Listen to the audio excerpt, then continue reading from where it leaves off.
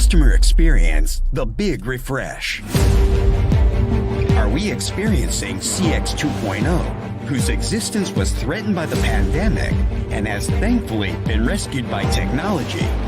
Is this just the beginning of change before AI completely takes over the responsibility of human delight?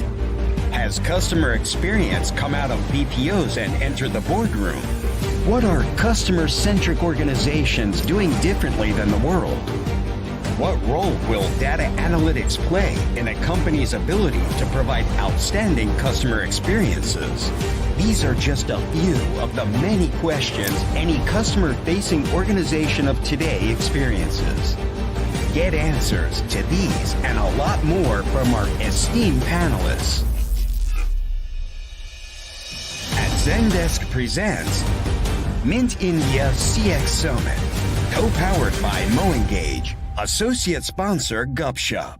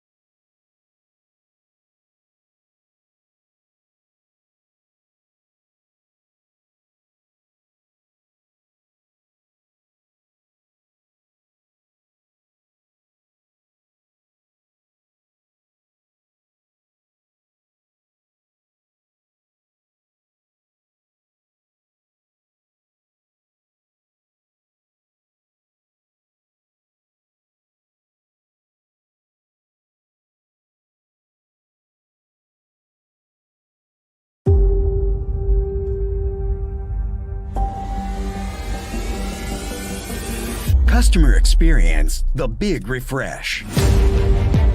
Are we experiencing CX 2.0, whose existence was threatened by the pandemic and has thankfully been rescued by technology? Is this just the beginning of change before AI completely takes over the responsibility of human delight? Has customer experience come out of BPOs and entered the boardroom? What are customer-centric organizations doing differently than the world? What role will data analytics play in a company's ability to provide outstanding customer experiences? These are just a few of the many questions any customer-facing organization of today experiences. Get answers to these and a lot more from our esteemed panelists. At Zendesk presents Mint India CX Summit, co-powered by Moengage, associate sponsor Gupshup.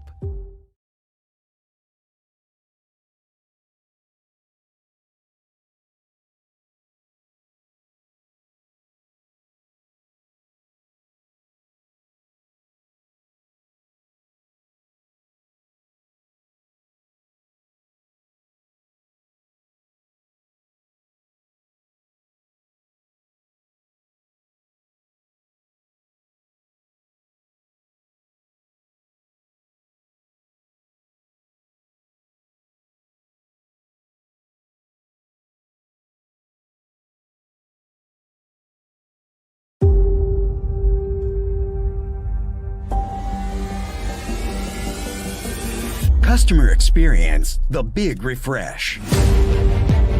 Are we experiencing CX 2.0, whose existence was threatened by the pandemic and has thankfully been rescued by technology? Is this just the beginning of change before AI completely takes over the responsibility of human delight? Has customer experience come out of BPOs and entered the boardroom? What are customer-centric organizations doing differently than the world? What role will data analytics play in a company's ability to provide outstanding customer experiences? These are just a few of the many questions any customer-facing organization of today experiences. Get answers to these and a lot more from our esteemed panelists. At Zendesk presents Mint India CX Summit, co-powered by Moengage, associate sponsor Gupshup.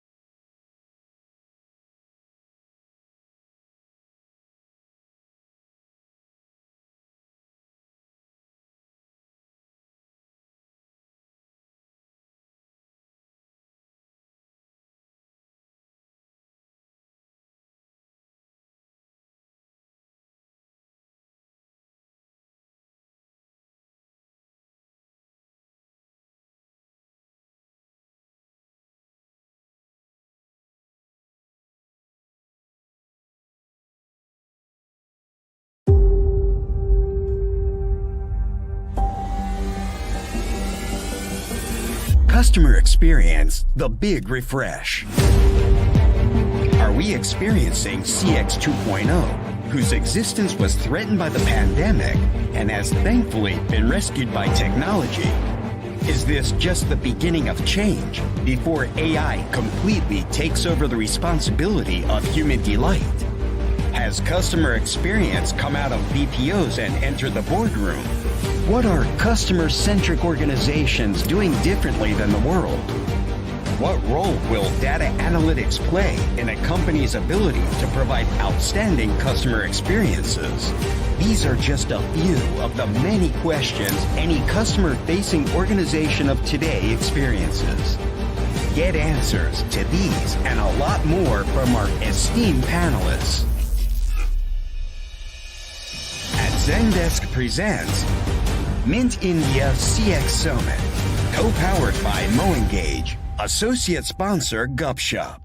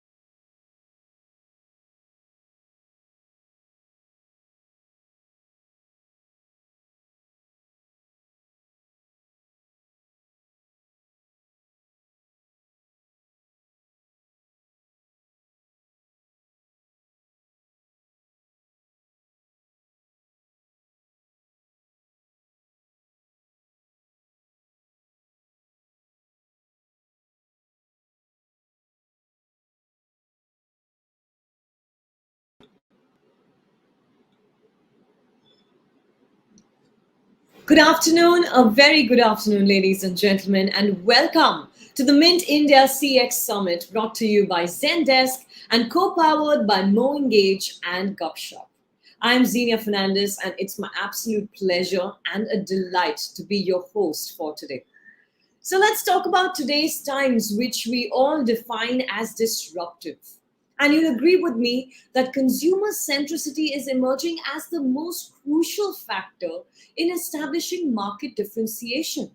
As products get commoditized and the boundary between products and services blurs, organizations today are prioritizing CX to stay competitive. Now, the discussion today is even more relevant for a country like India that takes pride in its ethos of unity in diversity. And it's not a surprise that every consumer wants to be dealt with in a unique manner with experiences personalized to their own buying journeys. This year's CX Summit, ladies and gentlemen, turns the spotlight on this very changing face of CX in a post pandemic world. So let's begin with today's innings with a welcome note from Mr. Leslie DeMonte, Executive Editor of Tech Circle, who will give us an overview and will also take us through the exciting lineup of events that we have planned for the next 2 days as part of the Mint India CX Summit. Thank you, Xenia. Welcome, Leslie. Over to you. Thank you. So good afternoon, friends, once again, and it gives me immense pleasure in announcing the launch of the inaugural edition of the Mint India CX Summit. Now, as I extend a very warm welcome to each one of you, which I wish I could do in person too, I would like to underscore that this edition's theme, Driving CX with a Technology-Led Strategy, will revolve around a topic that is critical to the survival of organizations. And that, as we know, is all about how customer-centric organizations are leveraging technology and human intelligence to redefine customer experience, or CX, leading to improved sales and business growth. Now, with the participation of eminent thought leaders, domain experts, and industry leaders, this summit promises to bring to you thought provoking insights around building a strong CX strategy with a digitally oriented customer centric approach in this dynamically changing business landscape. Now, customer experience, as CXOs would agree, in fact, anybody of all of us would agree, is all about how a business engages with its customers at every point of their purchase journey, from marketing to sales to customer service and everywhere in between. Now, a good CX strategy improves sales and business growth. That is an established fact. Besides, it also enhances a brand's reputation. Now, that said, there's good CX, which leaves a customer happy and satisfied and brings a smile onto our face. There's bad CX that does just the opposite. One just has to browse social media networks, look at all the reactions on Facebook and Twitter to know how devastating this can be for brands. In this context, it's important for companies to devise a robust CX strategy, one that talks about actionable plans to achieve the same across all customer touchpoints and devices. A CX strategy should also include inputs from all departments, not just viewed as those viewed as customer facing, since every employee has to ultimately deliver some or the other customer role. Now, if you look at examples of CX, you see Apple, Zappos, Starbucks. They're so good examples of companies putting CX first. They realized that others could match or exceed their product offerings. So they chose to differentiate based on providing experiences that customers find appealing. As a result, look at their market valuations and they continue to lead their own markets. Now, this brings us to the point that AI and data analytics have a critical role to play in the CX strategy of companies today, especially we are talking about digital transformation, and that is why this role is extremely critical. Data analytics, for instance, plays a key role in a company's ability to provide outstanding experiences. To do so, you need to connect your data and any intelligence garnered across all your systems from front to back office. Only then you can seamlessly deliver a well-connected, a seamless, connected, personalized customer experience across all your marketing, sales, customer service touchpoints. Of course, there are important questions around how do you measure CX? What are the metrics that you should be using? And more importantly, who ultimately is responsible for the customer experience? Is it the CEO? Is it the CTO? Is it the CIO? Is it the CMO? Is it the CTDO? I mean, is it the chief customer happiness officer? There's so many such designations, and they are already onto the inner boardrooms basically today. Now, during this two-day Mint CX Summit, our panelists and speakers will provide the insights on how a technology-led CX strategy can pay dividends. If you look at the panels itself, you'll see that we begin with we have a whole range of panels, whether we are talking about the DNA of a customer-centric organization driven by tech, whether we are talking about lessons from global leaders in customer experience, whether we are talking about hyper-localizations as far as CX is concerned, and so many other panels where I'm sure that the speakers will bring in a lot of rich insights to the table. So hope you enjoy the sessions over the next 2 days and find them insightful and enriching. And again, I wish I was there in person to welcome you all. Have a lovely day ahead. Thank you so much, Leslie. Thank you very much for giving us some great insights to kick off this summit, and also for raising some very relevant and important questions that I'm very certain we will be able to answer in the next 2 days. Thank you very much. Okay, so on that note, let's get started. I would like to call upon Mr. Jaydeep Mehta to deliver a special keynote address that is going to set the tone for the rest of the day's events. Jaydeep is the CEO of Mosaic Digital and heads the Mint newspaper business. In the past, he has been an advisor to CEOs of the investment and the tech ecosystems. And today, he is going to speak to us about customer experience winning in a hybrid world. It's my pleasure to welcome Mr. Mehta. Good afternoon, sir, and over to you. Good afternoon, Zinia. It's a pleasure to be here. I hope you can hear me well. Yes, very clearly, sir. Wonderful. And a warm welcome to all of the viewers and guests to this conference today. It's my pleasure to open things and just give you a little bit of background and context to what you're going to go through today in the CX Summit. Um, the notion of customer experience as being one of the vectors of differentiation and one of the ways in which businesses compete successfully has been around for a long, long time. Companies, and Leslie touched upon some of the legendary companies in this context, Apple being one of them, have long paid very close attention, both at a product level but also at a front office level, to how customers engage with them, and indeed built moats of competition along this vector. Of course, then along came COVID, and 18 months ago, space was created between most companies and their customers. And what I mean by this space, of course, was that we were all forced to start engaging digitally with organizations that we were doing business with or whose products and services we were consuming. And those interactions weren't necessarily digital in the past. Today, for example, in the panel that I'm moderating, one of my guests is from Titan. And while the name Titan immediately evokes beautiful watches and lately beautiful jewelry, it's also true that they're one of the most interesting and one of the largest retailers in the country. And he'll be talking about how they had to pivot online. And in this context, businesses had to build muscle around the competencies associated with digital customer experiences very, very rapidly. And just as they were getting good at that, of course, the world started opening up again. And today, all of us as consumers demand that every company we engage with has what we call in the industry an omni-channel capability, where we want to be able to walk into a shop and buy there, or maybe try there, buy online, get delivery at home, get delivery in the office. Increasingly, we are looking at the click and collect concept, where we buy something online, pick it up from the nearest retail store. And I'm sure there'll be many, many more innovations like these. Companies are also realizing that the relationship with the customer, even if they're a so-called product house, doesn't end with the sale. And so immense investment is going in and immense thought is going in to transforming front offices. And some of the enabling mechanisms in that transformation journey is new age technology.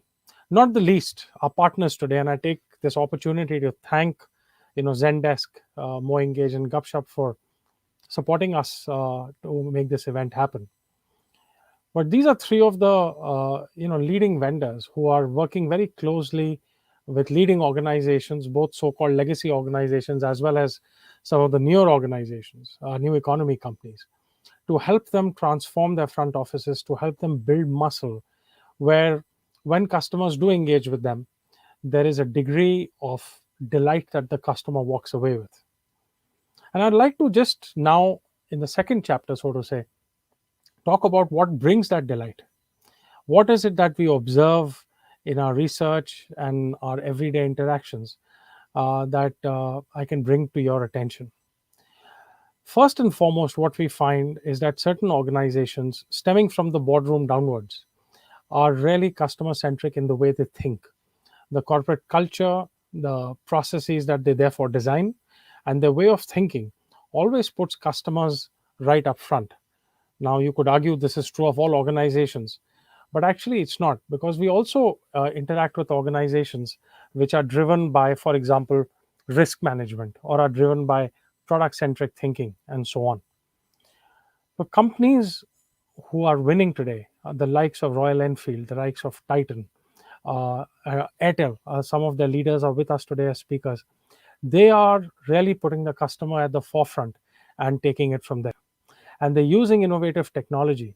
And again, Leslie touched upon, artificial intelligence as being one of those key technologies. I add to that, I add the notions of mobility, the next generation of the internet, the whole notion of content and commerce coming together. All of these technologies and new paradigms of thinking are also bringing a new wave of possibilities in terms of what kind of experience an organization can deliver to their customers. So it's about leadership, it's about processes, it's about the technology they're using. And at the end of that spectrum comes the notion of personalization. Now, when you and I walked into a retail store, it was very, very difficult, almost impossible for a standard retailer to be able to identify who we were, understand our preferences, and start having an intelligent conversation with us right from the get go. However, if you quote unquote walk into the e-commerce store of the very, very same retailer, through a combination of technology, some of which we like, some we don't like, and that's a conversation for another time, they get to know who we are. They get to know a lot about our browsing history very quickly. And if we share certain details with them, they can very, very accurately start to pinpoint both promotions in our direction, as well as share with us what kind of products and offers that they have, which we might find interesting. Now, I tell you this story because this is where the customer experience story really starts. Even before you make a purchase, intelligent companies who understand digital platforms and who understand the hybrid world in which every company must operate today, they are at you right from the start. They're building a relationship with you. They're building a conversation with you. They're using tools such as Gupshup to really engage you in a conversation. And then you go on to the actual commerce piece or the transaction piece. And companies are spending literally millions of dollars to make it as simple as possible within the regulatory frameworks for you to actually buy their product.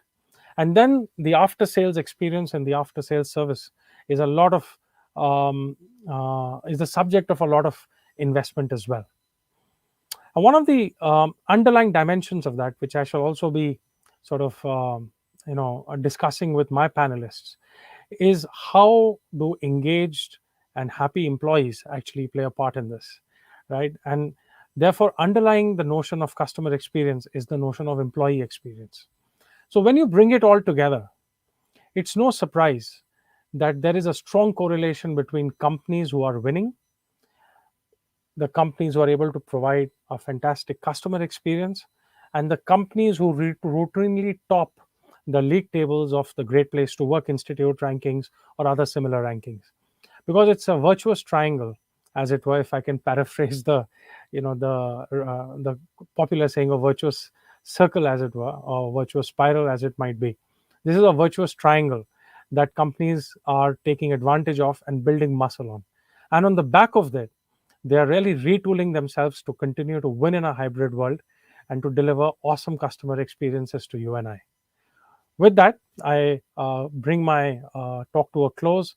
Thank you once again for joining us today, and I'll hand back to Zinnia.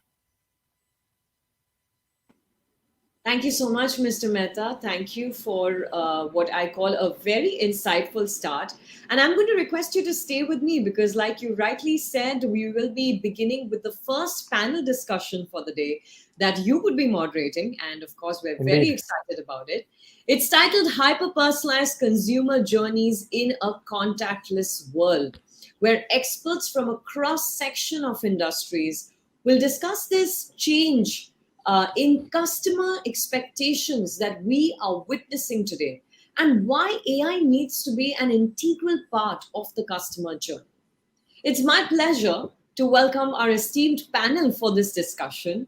Let's welcome Mr. K.T. Prasad, Managing Director and RVP, India and SAARC, Zendesk, Mr. Srini Vishwanath, Co-founder, Upstocks, Mr. Vaibhav Tiwari, Co-founder and CEO, Portia, Mr. Mayank Kumar, co-founder and CEO, Upgrad, Mr. Krishnan Venkateshwaran, Chief Digital and Information Officer, Titan Company Limited, and Ms. Nidhi Jain, founder and CEO, Care Expert.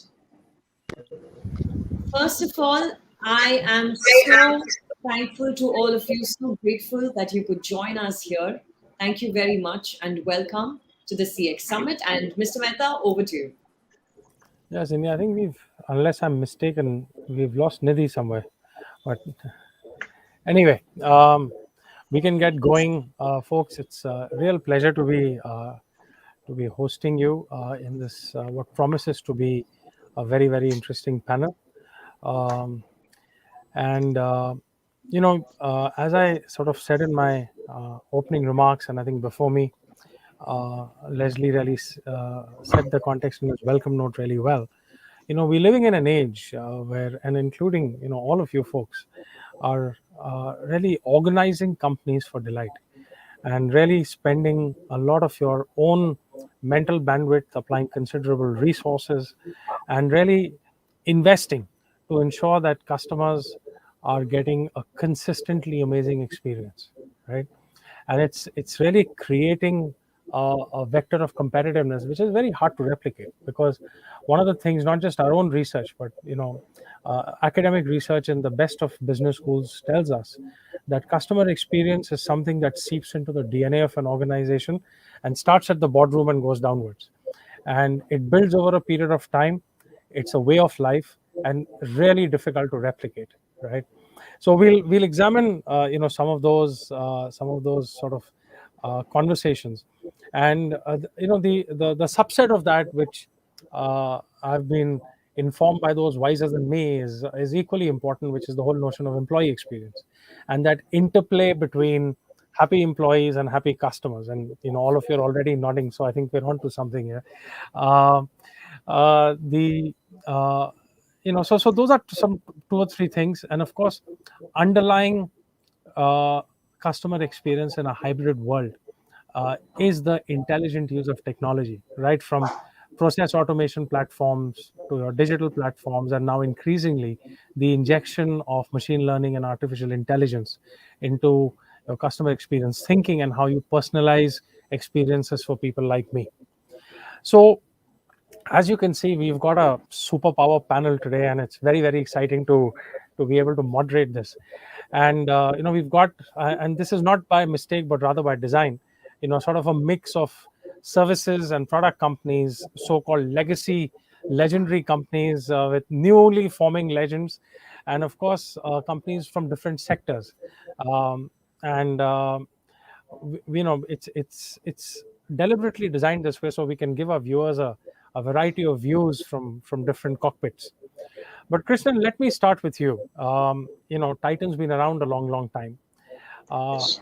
and I don't think anyone needs to be introduced to what Titan does. Though some people will still be surprised to know that you are more of a jewelry company than a watch company, right? In terms of revenues.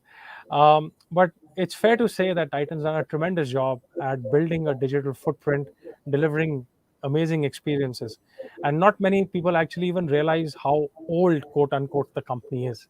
So why don't I start with you? Tell us a little bit about the Titan journey, what you've been doing from a customer experience perspective, and specifically around personalization. Nothing more personal than jewelry for our ladies. Over to you, sir. Thank you, Jaydeep. And I did listen to your opening remarks, and you mentioned the pandemic. So let me start by expressing the hope that very soon I'll be in a webinar where COVID doesn't need to be among the starting or topic of speech. So, having said that, uh, as you know, I hope all in the audience know, but just to give a quick intro, like Jaydeep mentioned, we are a large jewelry and watch company. We also provide eye care, ethnic wear, and perfumes. And as you can see, the common theme is that all our products have to be personally experienced, right? The in-person experience of our store and our product is absolutely central to our perception of how we deliver value. And as we speak today, we have a national network of 2,000 stores. And in September and October too, we were opening stores. So the store opening program continues unabated.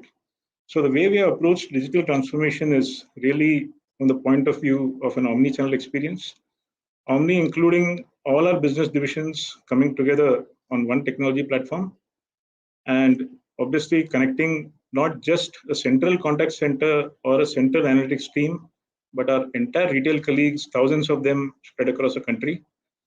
And so what our customers can enjoy, and I will just mention two use cases to illustrate the point.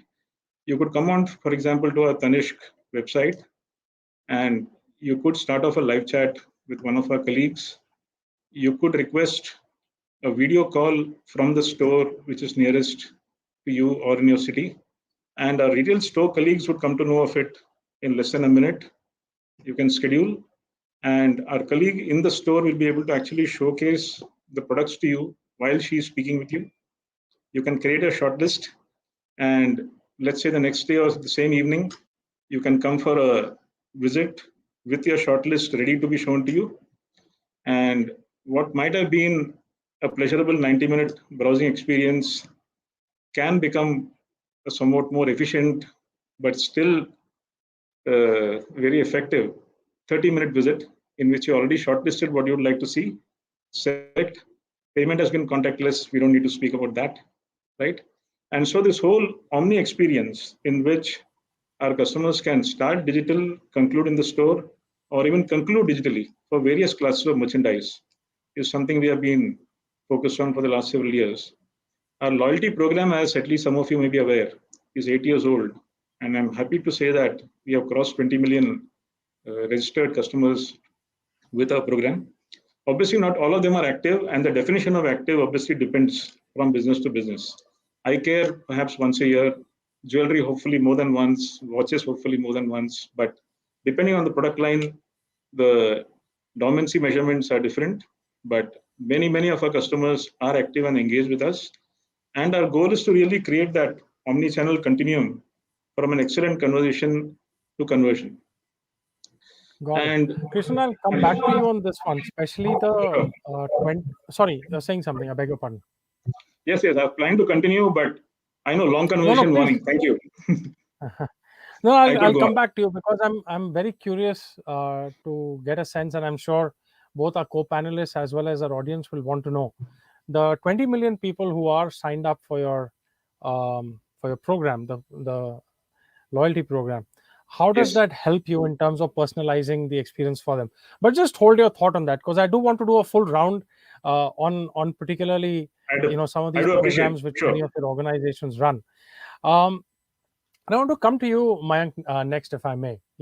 One of the big sort of impacted sectors, of course, in the context of the pandemic, but I guess upgrad was already fully digital in many ways.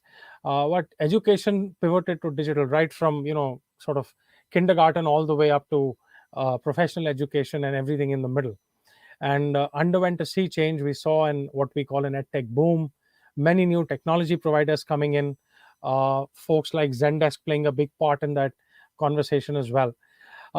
When you look forward now, we are, dare I say, and I hope this to be the case, that we're coming out of the worst of the COVID nightmare and learning to live with it in many ways, learning to live in a hybrid world, in a careful world. How is this helping you to build, visualize the services and experiences you deliver to your students / customers? What's the go forward looking like on that here? Sure. No, thanks, Jaydeep. And first of all, thank you very much for having me on the panel today. On a very lighter note, on a side note, about 15 years back, Mr. Venkatesh and I used to be at Titan Hosur's plant trying to solve for watches and how watches can be produced much faster, long time back. But coming to your question on this one, what the future looks like, I guess, first of all, I don't think that we should, none of us should live in an ecosystem which defines post-pandemic or post-COVID, because I guess there is no such thing as post-COVID. Everything is going to be, I mean, I guess, to live with it, yeah, we have to learn to live with that. That's rightly what you sort of said as well. And in this era, there are 2-3 things that we look at edtech and education very differently. Very quickly, I'll summarize that for you. One is we are in an ecosystem where every day that you read up on newspapers or any articles or any sort of commentary that you guys also publish, demand for skilled talent has gone and shot through the roof. And therefore, a lot what we see these days is many individuals coming to us saying that, look, if it was not yesterday and day before yesterday, today I do need to get skilled and reskill, because my ability to charge more, my ability to sort of earn more has gone through the roof. And you are seeing that from a digital talent and technology talent perspective. So I think that's one macro trend that's going to play out in the ecosystem. Two, when you see the ecosystem out there, when your kids are studying in front of you online, and now schools will open up offline soon, you have to make yourself believe that online is the right medium, because you cannot question whether your kids is learning or not at the end of the day. So you tend to start accepting the online medium in a very positive light, and you start believing that, look, if my kid can learn, I can learn, and higher education, adult learning, professional education can all go online. But the third very critical thing, Jaydeep, that we have noticed, which is very strange. Look, a lot of what, let's say, fashion, watches, jewelry, etc., sometimes are discretionary. Sometimes these are non-discretionary spend as well. Higher education and working adult education is very discretionary spend. But in the stacking order of discretionary spend, where you have vacations, travel, fashion, clothing, etc., education is the least discretionary spend that we are seeing at this point in time. So a lot of people are open to spending more in the education space. So I think those 3 or 4 things are what we see changing drastically, and I don't see this as a one-time event, but it's there to stay. And with colleges and universities opening up, online will become more and more mainstream rather than moving away from what it is right now. Right then. Thank you for that. Katie Prasad from Zendesk. Neither could Titan do what they've done, nor could Upgrad do what they've done without the technology community and companies such as Zendesk, right? You folks form the, dare I say, the underlying platform, the backbone. Welcome, Nidhi. I'll come to you in a second here. Thank you. I know you had some tech issues dialing in. So tell us a little bit, as the world swung to a digital first kind of thought process. You've just heard that from Mayank as well. What's the experience like been for you? How have you been working with your customers to help them through this transition? Jaydeep, thank you. Thanks for having me here.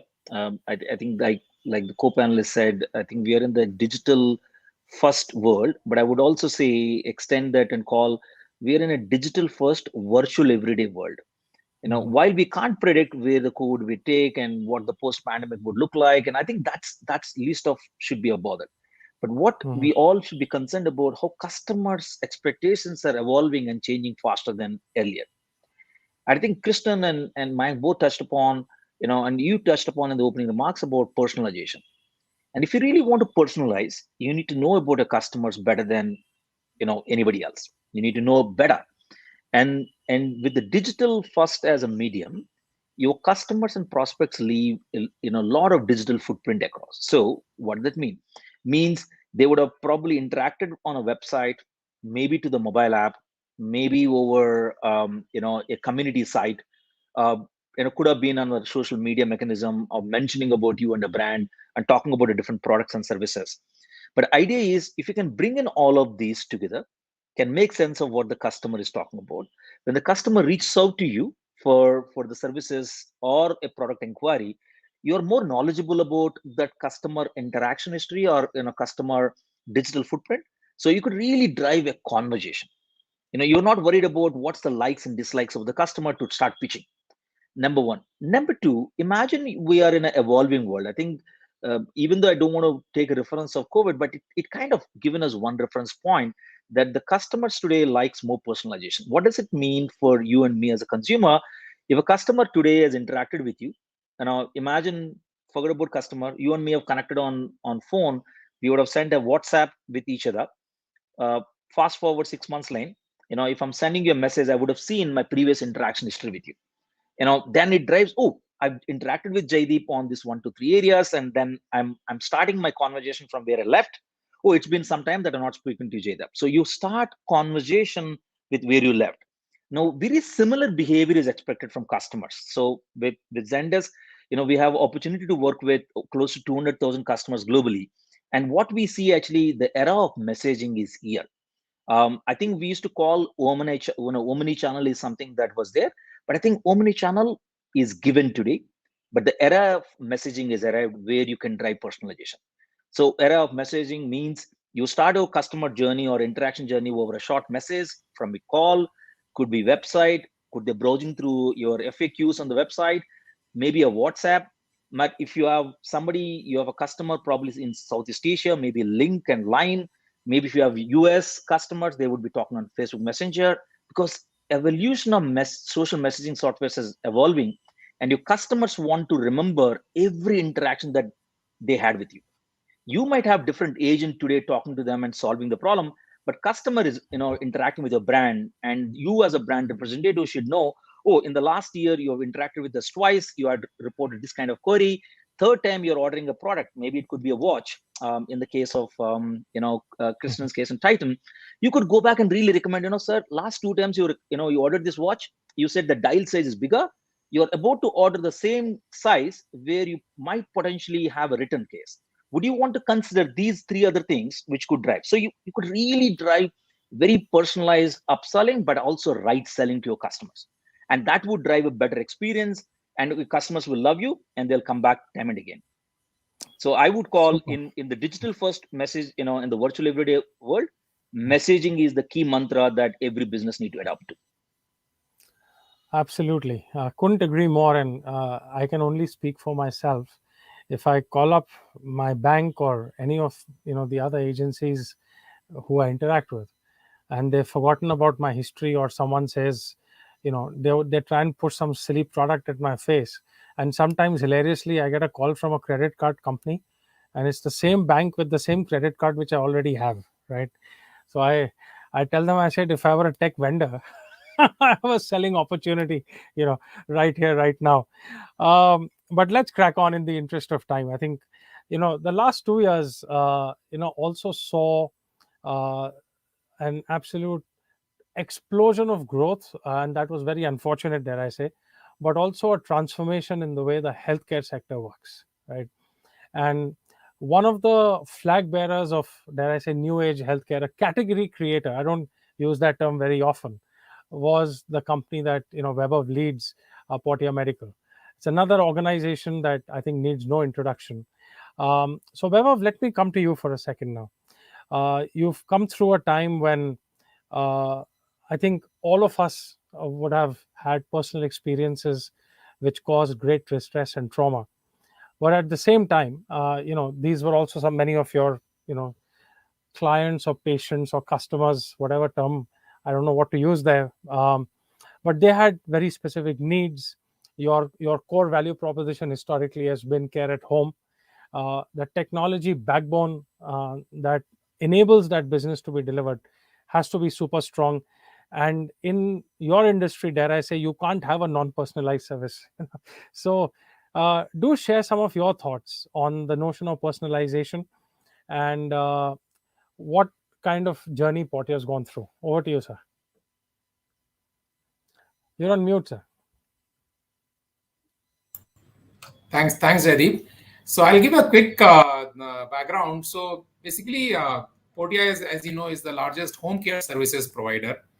And our whole focus has been working with the patients outside the hospital, any healthcare requirements they have in the comfort of their homes, offices. We basically provide all the possible healthcare services for them. Of course, the logic is that you heal faster at home. And this is something which has worked out quite well. For first 5-6 years, we have been working with hospitals, directly with consumers, insurance companies, a lot of pharma companies and all, and of course, serving patients. The whole gist of Portia's growth has been built around patient experience and patient need. And today we always provide the complete range of services. But if you look at any of our products and offerings which we have created, all have got created basis the patient feedback. So for us, we always say patient is the center of the universe, right? And so when we start the patient journey, we of course take the complete medical history as you will do in a hospital and otherwise. Also take family history. And basis that we create a treatment plan, right? And basis the treatment plan is how you treat the patient for what they require first, for what service they came for, and what they will require going forward post that, depending on their medical condition. And most of that being in the comfort of their homes, along with the clinician being their supervisor, medical supervisor, talking to them or visiting them regularly. COVID changed that in a big way, right? So what happened in the last year, after especially wave one,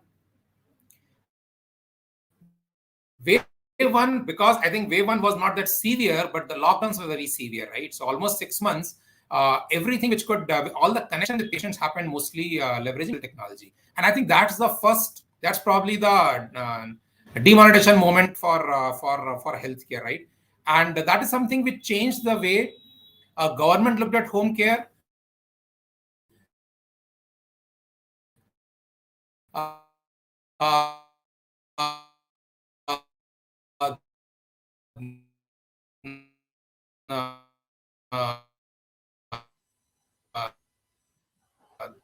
I don't know if it's me or is Vaibhav having a connection issue at his end. You're right. I'm Vaibhav has also experiencing the same. Yeah. Right. I think, Vaibhav, if you can hear us, you might want to jump out and jump back in. There seems to be some challenge there. But let me carry the conversation on, because I think, Srini, you've been waiting patiently, and Nidhi, after that, we'll come to you. The other great focus in the last 2 years was around people suddenly realizing how fragile finances were, and I guess the run in the stock market, including today, it's a boom which is starting to puzzle even the biggest of bulls. But dare I say, long may it continue. And Upstocks has been at the vanguard of this, providing very innovative services, a phenomenal platform, and attracted millions and millions of customers who are in the form of investors and traders in some way. So tell us a little bit about your story, how you've kind of visualized your business, and how you plan to compete going forward. And then Debba, we'll come back to you in a minute so that you can finish your Sure. narrative there. Srini, over to you. Thanks so much, Jaydeep. So first of all, happy to be here and talk about customer experience. It is at the heart of everything we do. Upstocks has been around for over 10 years now. And when we started, the business was very different than what we were today. To open a brokerage account 10 years ago, you had to sign 30 pages of documents, a signature on every single page, and courier it back to our office. And if you signed in the wrong place or forgot to sign at even one page, we had to send that back to you, get that signed, and then send it back to us. So that was a very onerous process. And lucky for us, around 2016, 2017, the government made Aadhaar sort of widespread and allowed the ability to e-sign your account opening. That was one huge change. The second big one was that mobile phones and the availability of great cellular networks just exploded in the last 4 or 5 years. So everybody in India could afford a high-speed computing device that can let them trade and manage their investments. So these two big changes were word of what just really gave rise to the new fintechs that you see today, including us. And I think there's a huge monumental shift. What we saw in the pandemic just accelerated what was already happening. To kind of give you guys a flavor of what Upstocks was and what Upstocks is, in about 2013, 2014, 70% of our customers came from tier 1 cities. That's your Delhi, Mumbai, Bangalore, Chennai, Hyderabad, and whatnot.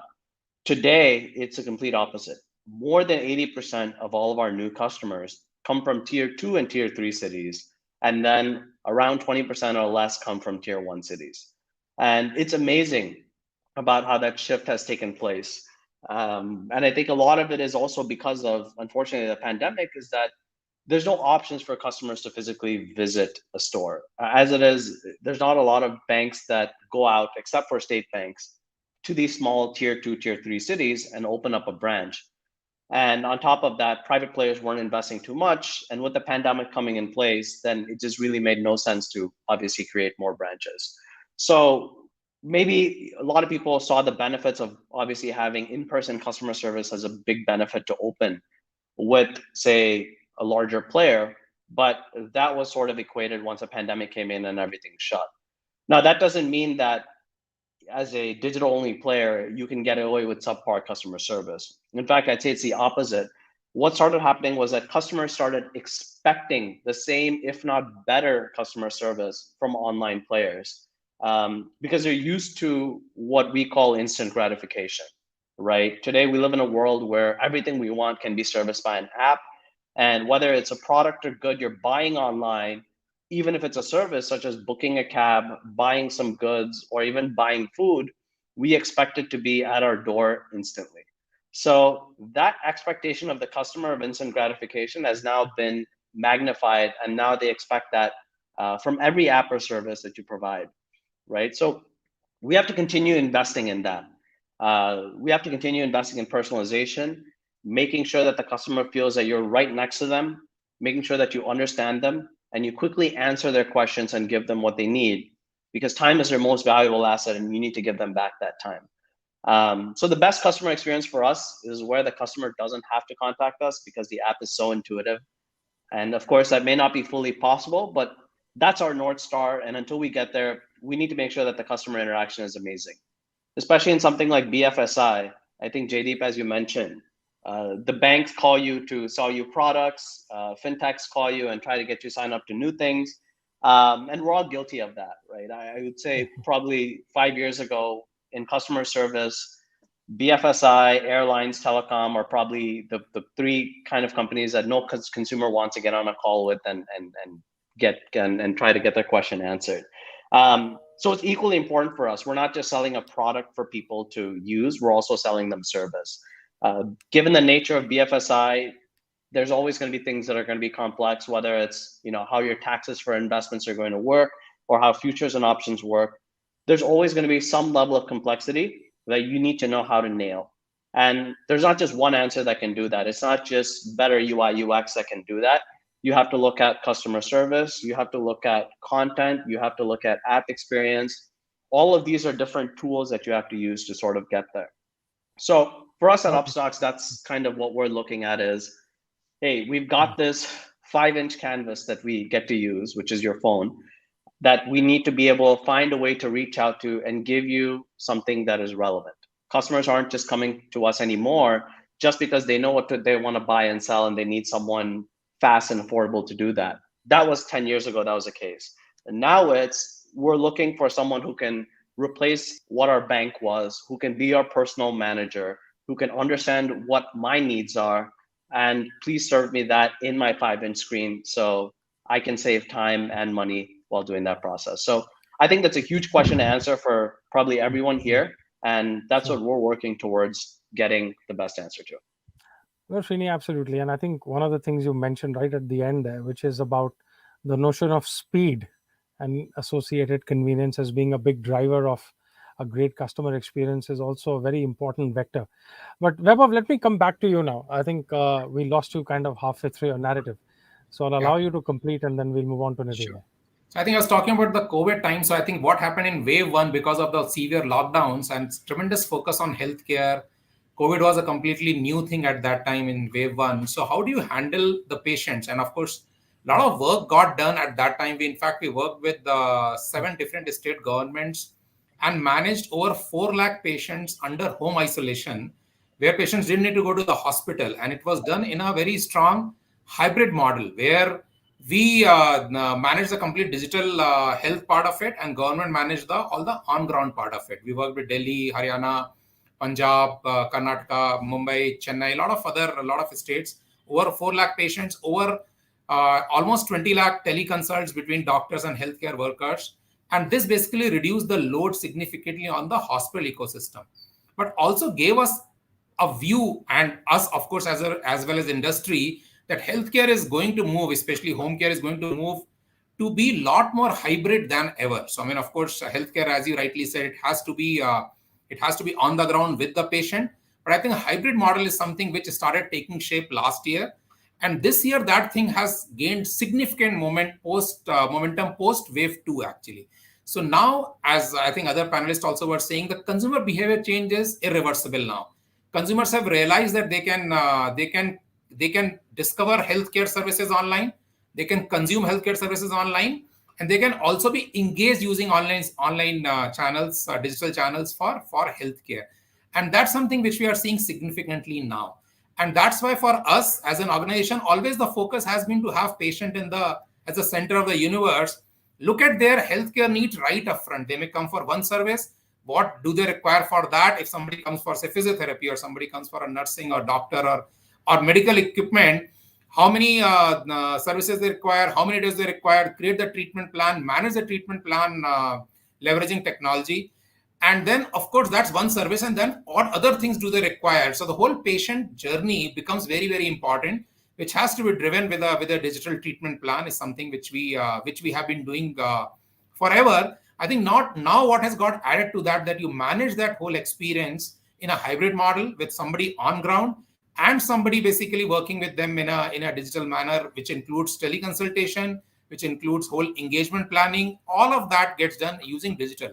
So I think hybrid is the way forward as far as the healthcare services are concerned, and we are seeing tremendous uptake of that now. I mean, think of physiotherapy. Earlier, all the physiotherapy services used to happen with the patient in person, right? Today, we are saying, okay, you take 5 or 7 sessions, and as you are strengthening or you are or basically exercising towards the end, 3, 4, 5 sessions can happen on video.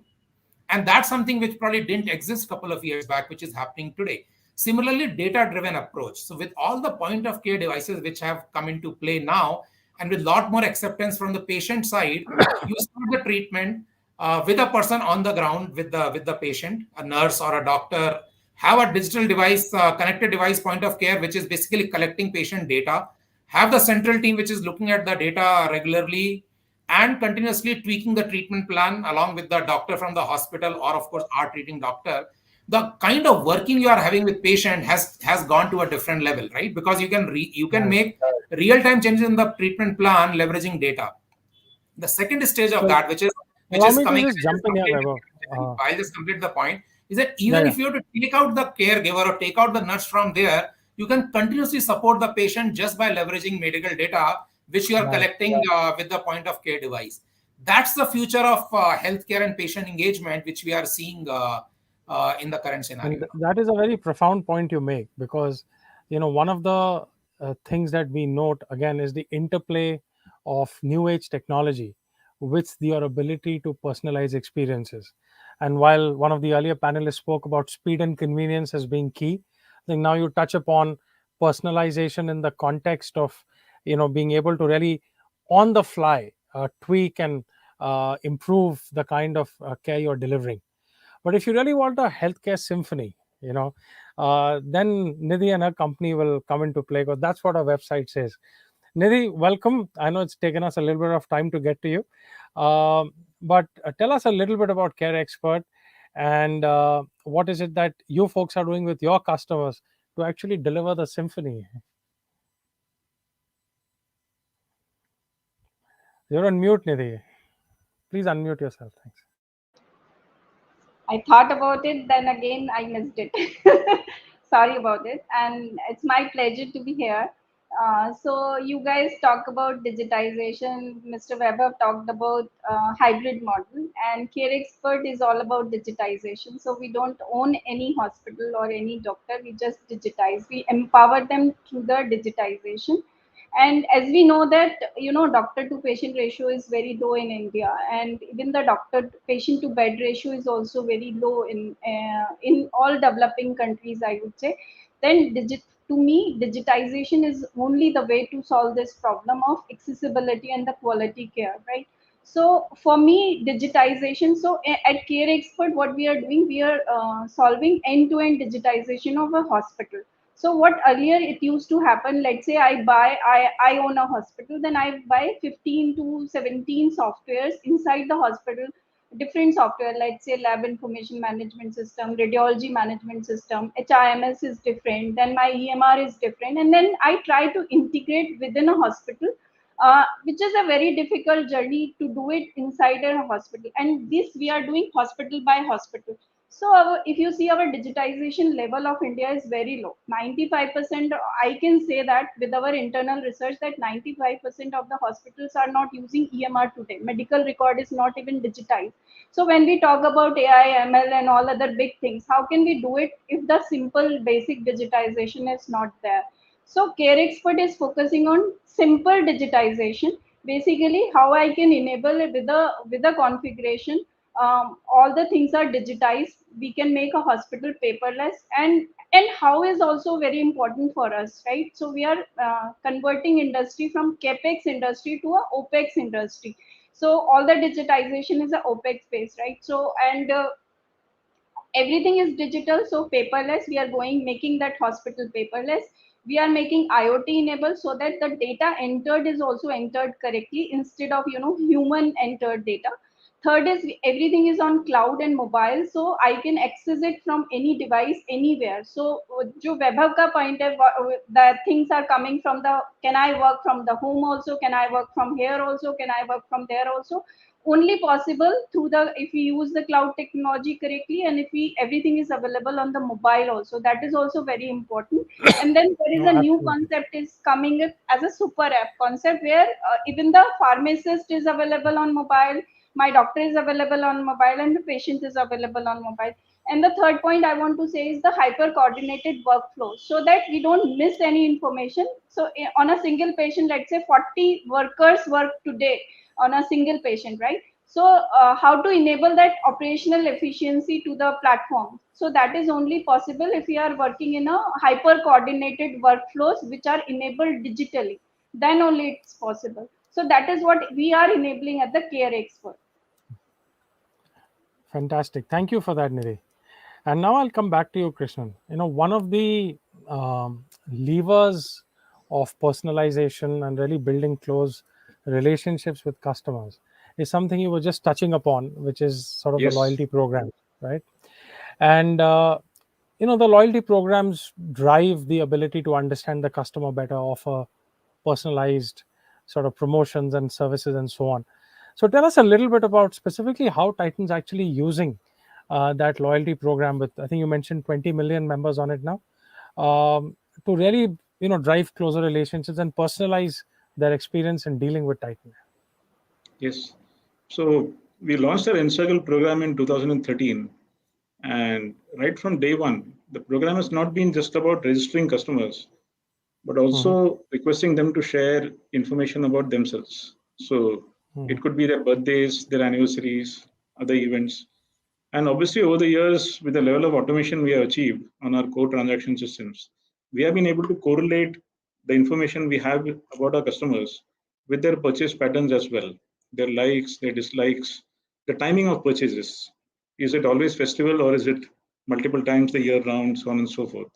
So, type of products purchased, frequency correlated with what we know of their life cycle events.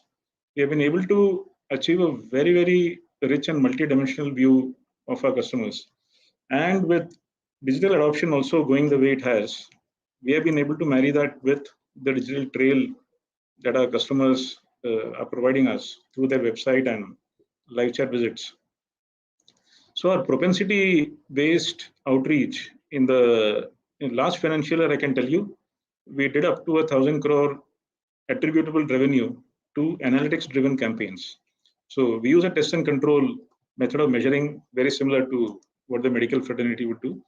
And we are able to show that a particular directed campaign has been able to produce an uplift in the intended sale of a particular family of products to a particular set of customers, right?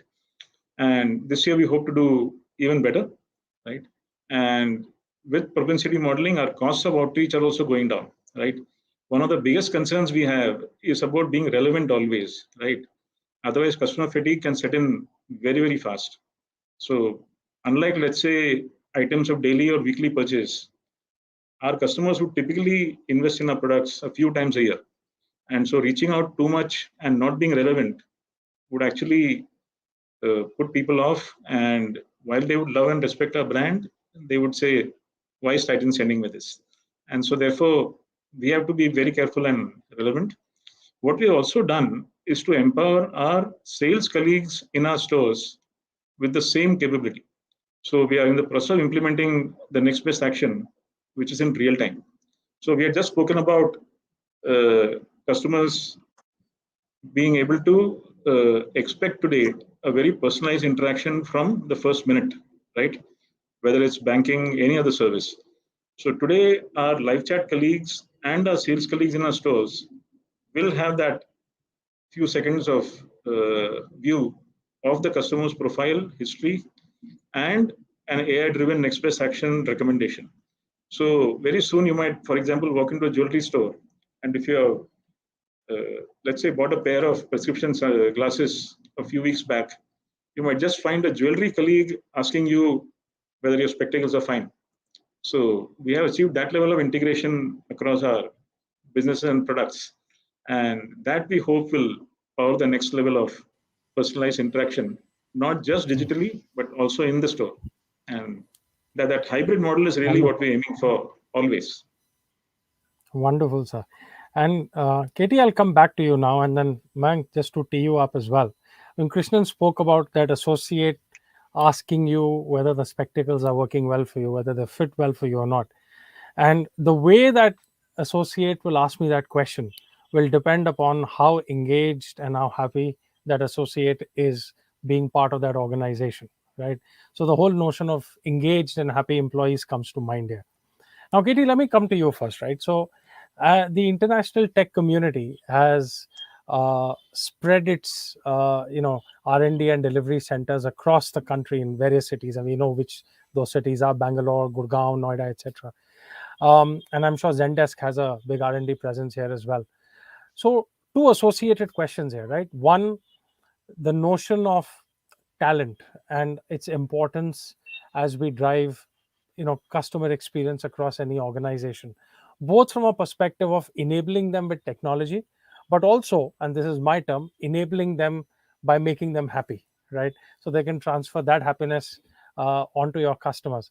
What's been the Zendesk experience here? What's Zendesk doing on this? And then Mike, love to get your sense of how Upgrad is tackling this challenge as well. And then we'll move on from there. No, I would Katie, say, over to you, sir. Jaydeep, you touched upon a point which is very close to my heart, and I'm sure it is often in a business. You look at your customers, you look at your product catalog.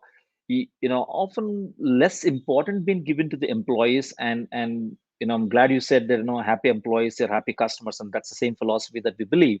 So we work on same empowerment as a key measure of driving employee engagement. Number one, that means I'll give you a simple example of how empowerment can really work. Completely off context example, like if you take a cab ride, maybe in a Uber or Ola, and you actually been canceled your cab because of it's taking a lot of time, and actually you've been charged that minimum charge of whatever. You go back to your app and say, what, I've been charged for that minimum charge, whereas I'm not supposed to, whatever. And tech basically can actually empower to refund that money to customer. Now from there, go back and take example of food delivery businesses today. And your food is delivered cold, you have missing item in the food, even I'm talking about food delivery, grocery delivery, are also empowered. The employees are empowered to make calls based on these business decisions.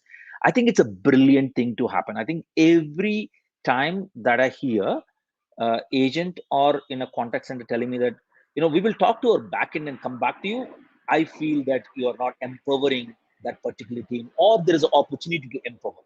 If your backend team can do it, why not you do it? That means everybody has a different set of data that they look at. Our decision logic is different. We do understand there are certain level of transparency that you need, but I think we got to move towards more world towards empowerment. Now at Zendesk, we do the same. I think either it is our revenue colleagues or our sales colleagues to support our customer advocacy colleagues, and all of them, we all use same thread of conversation that we see.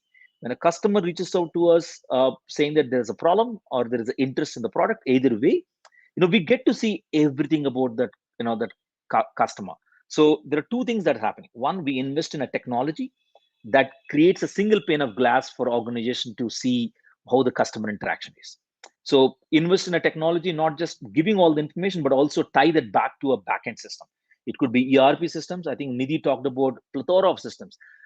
Even similarly, even in Titan case, or I'm sure Upgrad case, in every other case, we have plethora of technologies. In case of Upstock, probably there could be brokerage system. Imagine if you get a customer agent telling you, let me put you on a hold for 2 seconds. Let me while getting the information. That means they're flipping screens or they're switching screens to go look at information. So idea is, Katie, I think only you've two got things. A little bit of a tech issue at your end. I don't know about the others, but I'm not able to hear you properly suddenly. Are the other panelists able to hear Katie properly? Yes, I can hear Prasad clearly. Great. Oh, So okay, Jaydeep, my apologies. for a Please chat, carry on. it's good. It's good to see. Everybody can have a problem. If Vaibhav had a problem, even Jaydeep can also have a problem. All of us. No, thank you. I think I'll summarize in 2 angles. One, if you want to really create a very good culture team, invest in two. Invest in a way how you can empower your people to do better than what they're doing, and believe in them. And second, invest in a technology that will make their life simpler. So both of them will create a more longevity for the employees to stay in the company and enjoy what they do. Those are two things that I would summarize.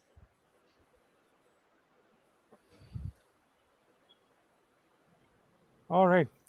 Super. I'm sorry I lost a little bit of your narrative there in the middle. That's probably my bad. But Mayank, coming to you, and just a very crisp couple of minutes, if I may. Sure. This whole notion of delighted employees as a foundation piece, and I know, Krishnan, I must publicly give you the credit for ensuring this point is on the agenda.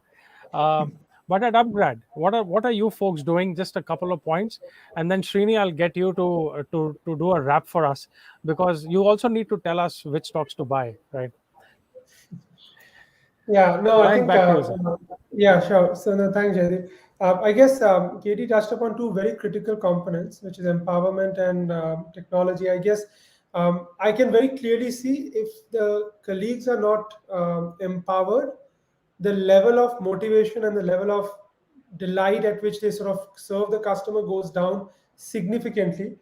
And I mean, I've seen my teams being a big victim of not having the right technology tools as well, and many a times, which leads to them feeling not empowered enough slash not sort of capable enough to solve for a particular customer's need.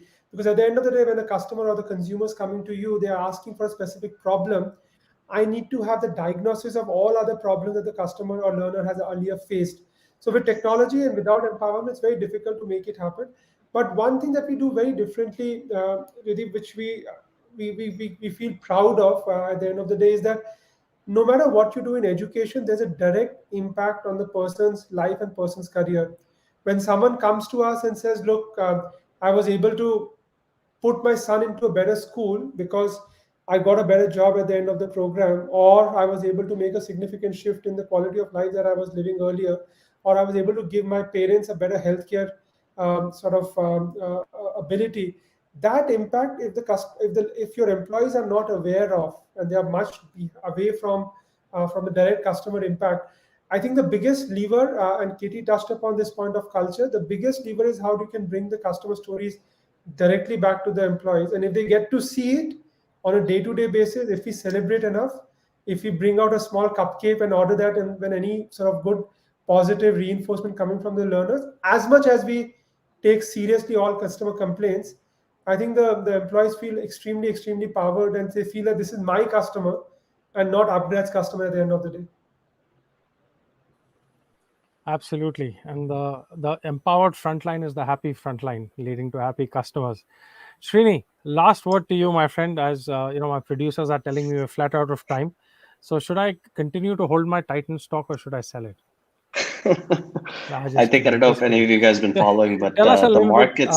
Bit, I was going to say the market's hit an all-time high today. So it's just been an absolute just bullish run. So anyways, I'm not going to use this platform to recommend any stocks, as Upstox's motto is we build all the tools to help you make the best decisions, not to give out any tips. But I think all the points made by Mayank and the other panelists are pretty valid. One thing that we're trying to do at Upstox is, we have a customer NPS that we track pretty closely. We also want to create an employee NPS that we want to start tracking closely. I think given that it's the pandemic and we're not fully back to the office yet, and we still have quite a lot of folks working remotely, it's very difficult to sort of gauge on a one-on-one face-to-face basis on how people are doing, right? And I think remote work is obviously, it has a lot of pluses, brings in a lot of flexibility, but I think it also brings its own challenges like burnout and just people not taking as many leaves as they need to. So I think one is at the more fundamental level, we're trying to push in terms of just ensuring that everyone has adequate rest and it's not getting burnt out. And number two is, I think, let's have consistent checkpoints and pulses on the entire base just to see how everyone is doing. And there are tools in the industry being made that help sort of gauge that and figure out how people are doing. And that becomes as much as an investment point as you would put on your customer forefront to see how your customers are doing. So absolutely. I mean, of course, with the pandemic, we've also been able to expand our workforce phenomenally because we've sort of made the mandate of we just hire in India, not hire in Mumbai and Bangalore.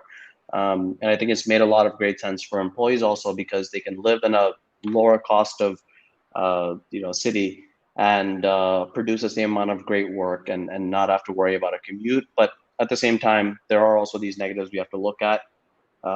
Great in terms of let's get some data collection going, invest in some of these tools, and ensure that while our customer NPS is high, our employee NPS is also equally high.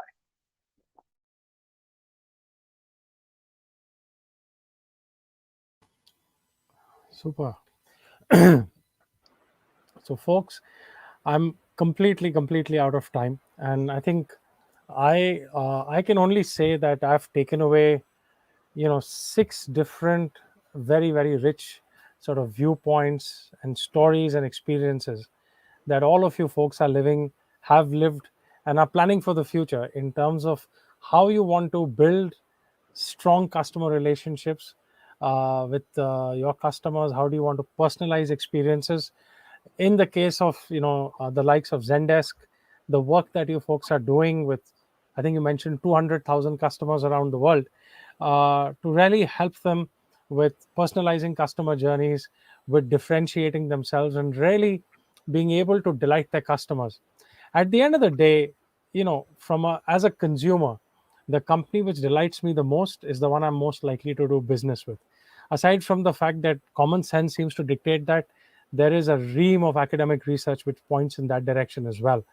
And as I mentioned right at the beginning, there is a very strong correlation between companies who are doing financially the best, who are the market leaders, those who come at the top when it comes to customer experience indices, and those who come at the top when it comes to indices such as great places to work. And it is on that note that I sign off with a big thank you to all of my panelists, and a big thank you to our audience for so patiently being with us and hearing our points of view. We do appreciate all of you folks taking time out for us. We know that your time is your most precious commodity, and for you to take out an hour and share your wisdom with us is something we'll be always grateful for. With that, I hand back to Zinnia.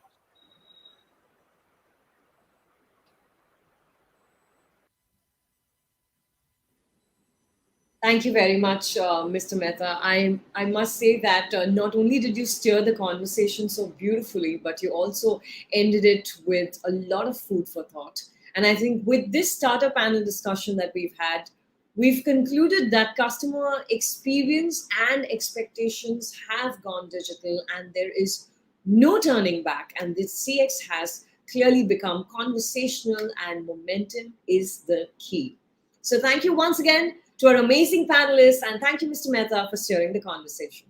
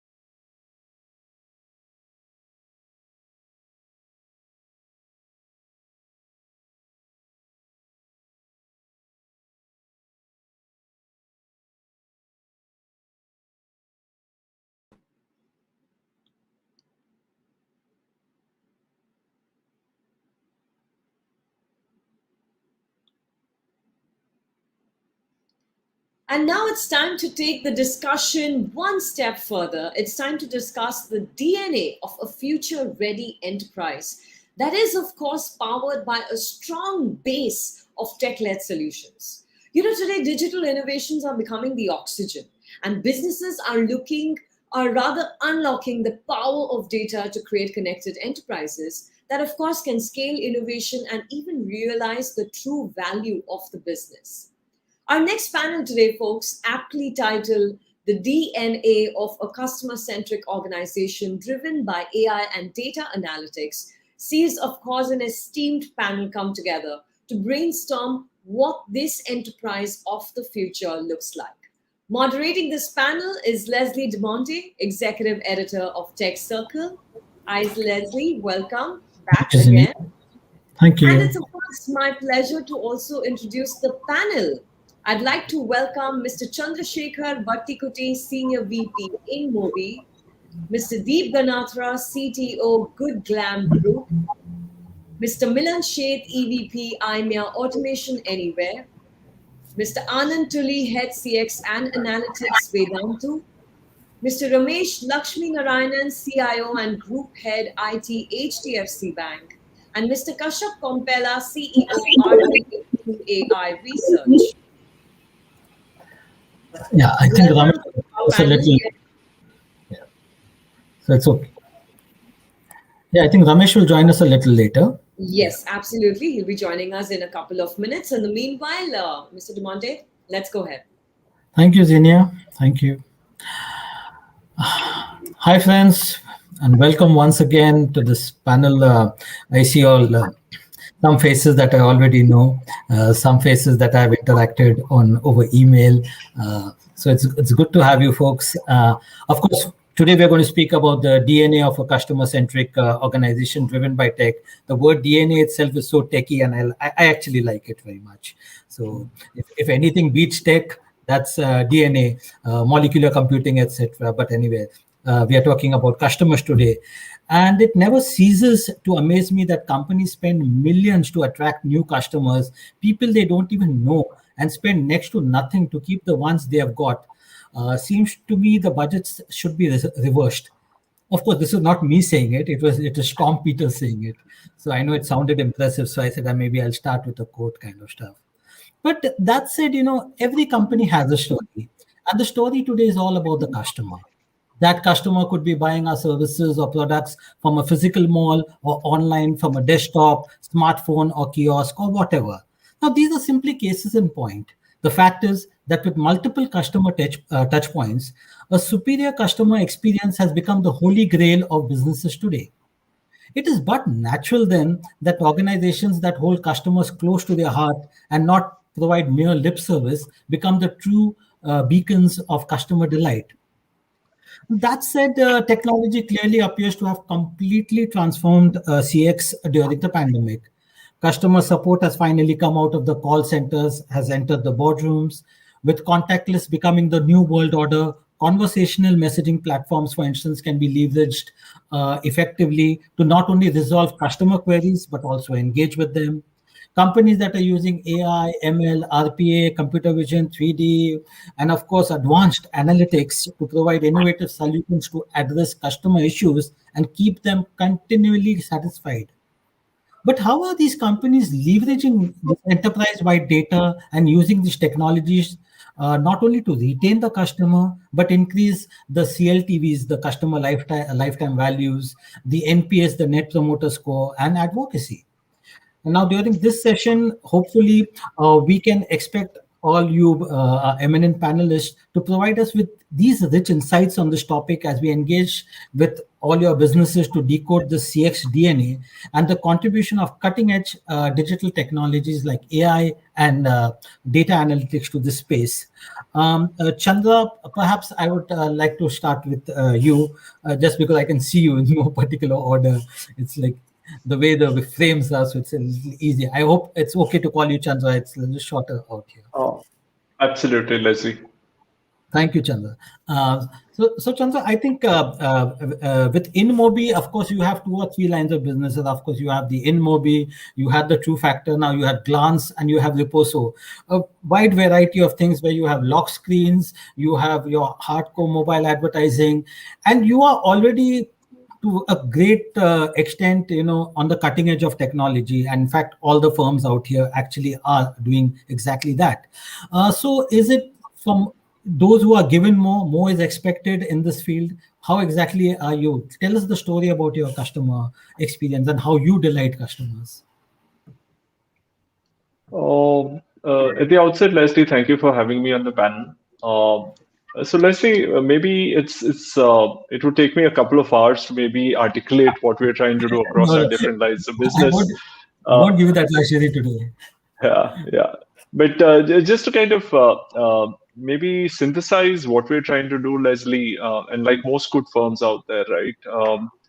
We're trying to kind of break it up into one, how do we define customer experience, right? How do you measure? How do you define? How do you kind of draw lines or draw bars saying that anything about this is where we are at the cusp of delighting the customers, right? Be it enterprise customers for our advertising business, be it traditional consumers for our digital consumer first businesses. So it starts with that definition of what is good experience, what are the maybe touch points where we can deliver delight.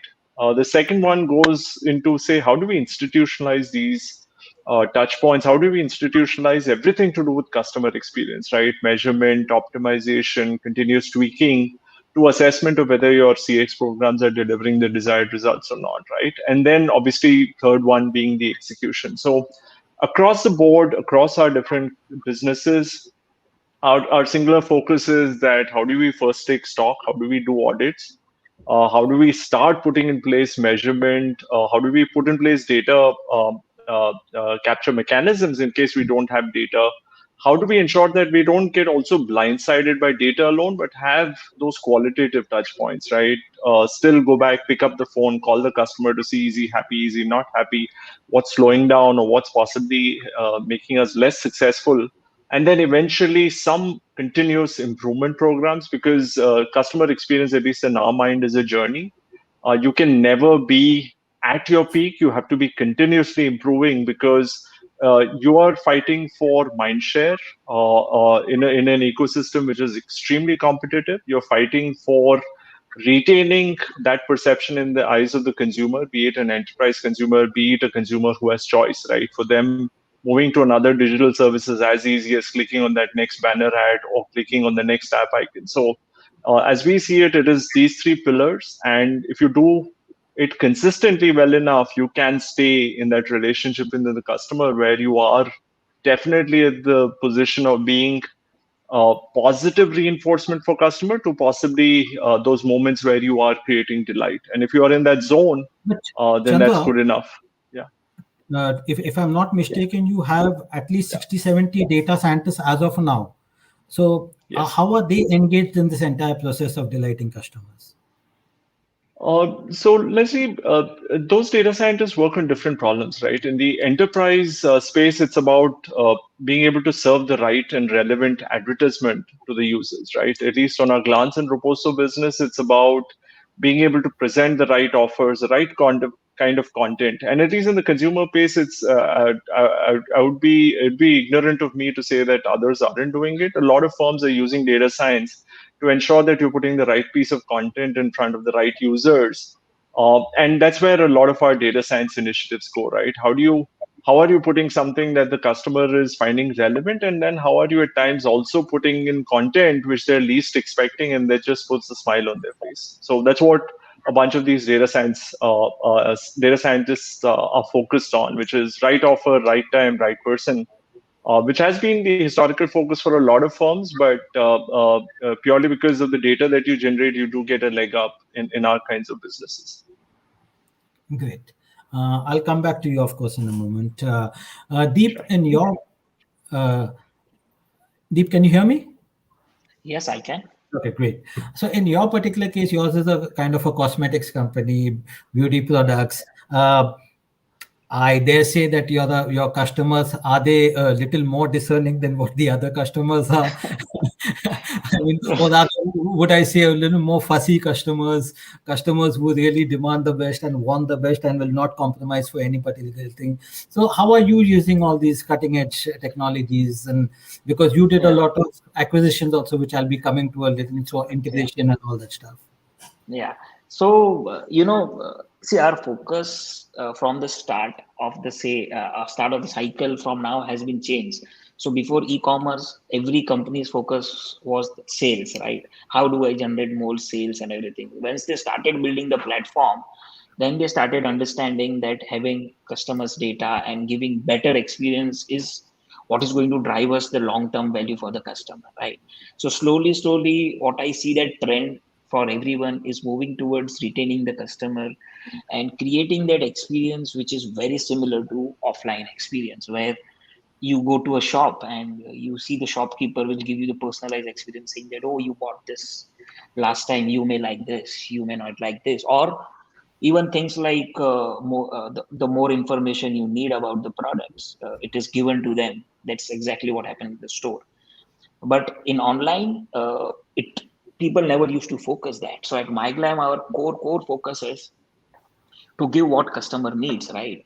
Its whole experience starts with when you land on the PDP, it gives you a product description page, that is, gives you all the information which is about the product. It may even have a tutorial so the person can understand how to apply.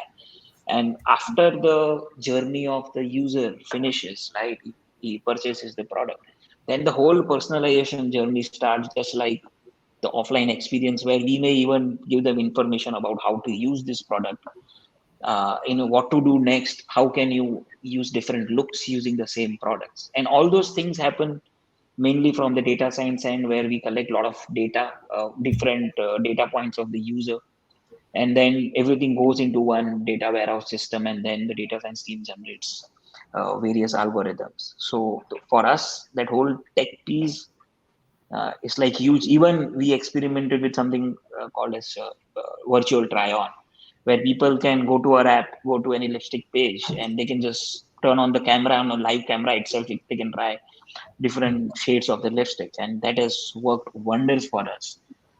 So there are many more personalized experiences that we work on, and it all possible because of data collection. uh, Obviously it should not be too much too less also, so we have to, it's a thin line that we have to maintain, but whatever is required to give them personalized experience, that's what we do. Yeah, I think you made a very interesting point. Not too much, not too less, and which I will come to in a bit when we talk about the kind of challenges that are around technology. Anand, yours is an online tutoring portal, I guess.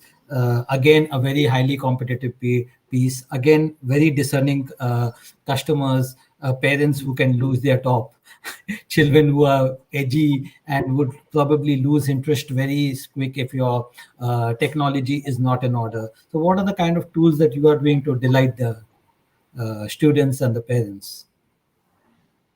So, Leslie, first of all, thanks for having me. It's an honor to kind of share the stage with you. If I take two steps back, Leslie, right? So, customer experience when it comes to edtech, right? The idea starts from what does it mean for us, right? So from our perspective, right, there are two primary aspects to customer experience, right? How do we know whether we are doing good or bad, right? The first one is learning engagement. Learning classes, right? They are inherently boring. So how to engage more, right? So if you see Wave as a platform through which most of the tutoring happens, that is much more different than offline just on internet, right? There are a lot of the whole curation of a particular class happens with keeping learning engagement, so as to ensure that children, right, students who engage with them, they engage, we engage them well, right? The second part of the learning experience, especially with respect to the kind of students which we deal with that is K-12, is the learning outcome, right? So those students are more inclined towards fun. They also need to get good results at the end of their sessions, right? So that is the that is second part where we, there's a lot of focus with respect to, designing those customer journeys, those student learning journeys, specific interventions required with respect to either the teachers, the doubt sessions, the offline tests, the online tests, the reading material, doubt solving sessions separately, right? So it's all about curating that particular journey, right? And this is where technology comes in, Leslie. And as I said, right, it's not offline going on internet. It's much more than that, right? The second problem which we usually face is we're talking about K-12, right? So we're talking about a 5-year-old student in class 1, right, studying English poems, right, English rhymes, and a 12th student, preparing for a JEE, right? And this is the breadth, and this is the scale or the change, which we have to deliver month on month, session after session after session. It's not one transaction. They keep on taking classes with us for the whole year, right? And that is where technology and analytics comes into picture, Leslie, right? Right from collection, in terms of what are we capturing with respect to identifying, are we able to deliver, or what kind of experience are we delivering, to understanding, did we deliver it well? If we didn't deliver it well, what was the gap in learning engagement and learning outcome? Both of them are subjective. एक मजा आएगा, दूसरा समझ आएगा, right? Defining those in terms of numbers, and then identifying gaps and responding on it, possibly real time on live classes if you've seen, right? Now that's the challenge, right? Now, to be frank, without technology, analytics, and intelligence, right, it's next to impossible. And if you'd ask me, right, that's the value proposition, right? The value proposition which we deliver, or which we claim, or which we put forward as personalized learning experience and unleashing learning potential of every student. And that is where technology and analytics really helps us. In fact, becomes the backbone of us able to deliver even basic customer experience. And more than that, I believe that we have been able to, kind of capture a good amount of attention, as well as deliver good results recently. So, that is what it means for us. Okay, great. And it looks like you finished at the right time, where Ramesh also from HDFC Bank has joined us. So, welcome, Ramesh. Yeah. Sorry, I had a lot of problems in getting in, so apologies. I mean, it's strange that we're talking about our panel on cutting edge technologies, but I guess bandwidth always is the spoil sport with us. But I've already told Kashyap also to keep a backup in case I get logged out. Kashyap, I've told him, I said, you have to, moderate the event in my absence, because others can drop out, but I can't. So we've always kept a backup. Yeah. So Ramesh, my problem was more security driven. This link cannot be opened, that link cannot be opened. But good to have you. So we were just talking about the customer journeys out here with using AI, data analytics, and all the other kind of, whether it's AI, ML, whether it's computer vision, or whatever, RPA, etc. We had InMobi talk to us. We have the presentation from kind of Glam Group, then Vedantu. So 3 different, one talking about lock screens and the whole customer engagement with short videos, and so many other things at InMobi, on cosmetics with Glam Group, online tutoring and education with Vedantu. And now it's your turn. Please tell us your story, how you're using these cutting edge technologies in a banking, the whole BFSI sector. You're kind of a representative out here. Yeah, no, I think we have a very different problem to solve for when it comes to customer experience and the user experience side, right? I mean, the reason that I'm saying is that unlike, can you hear me? Yeah, I can. Yeah. No, so unlike some of the, we are competing with the big techs here, right? I mean, it's a very different space for us.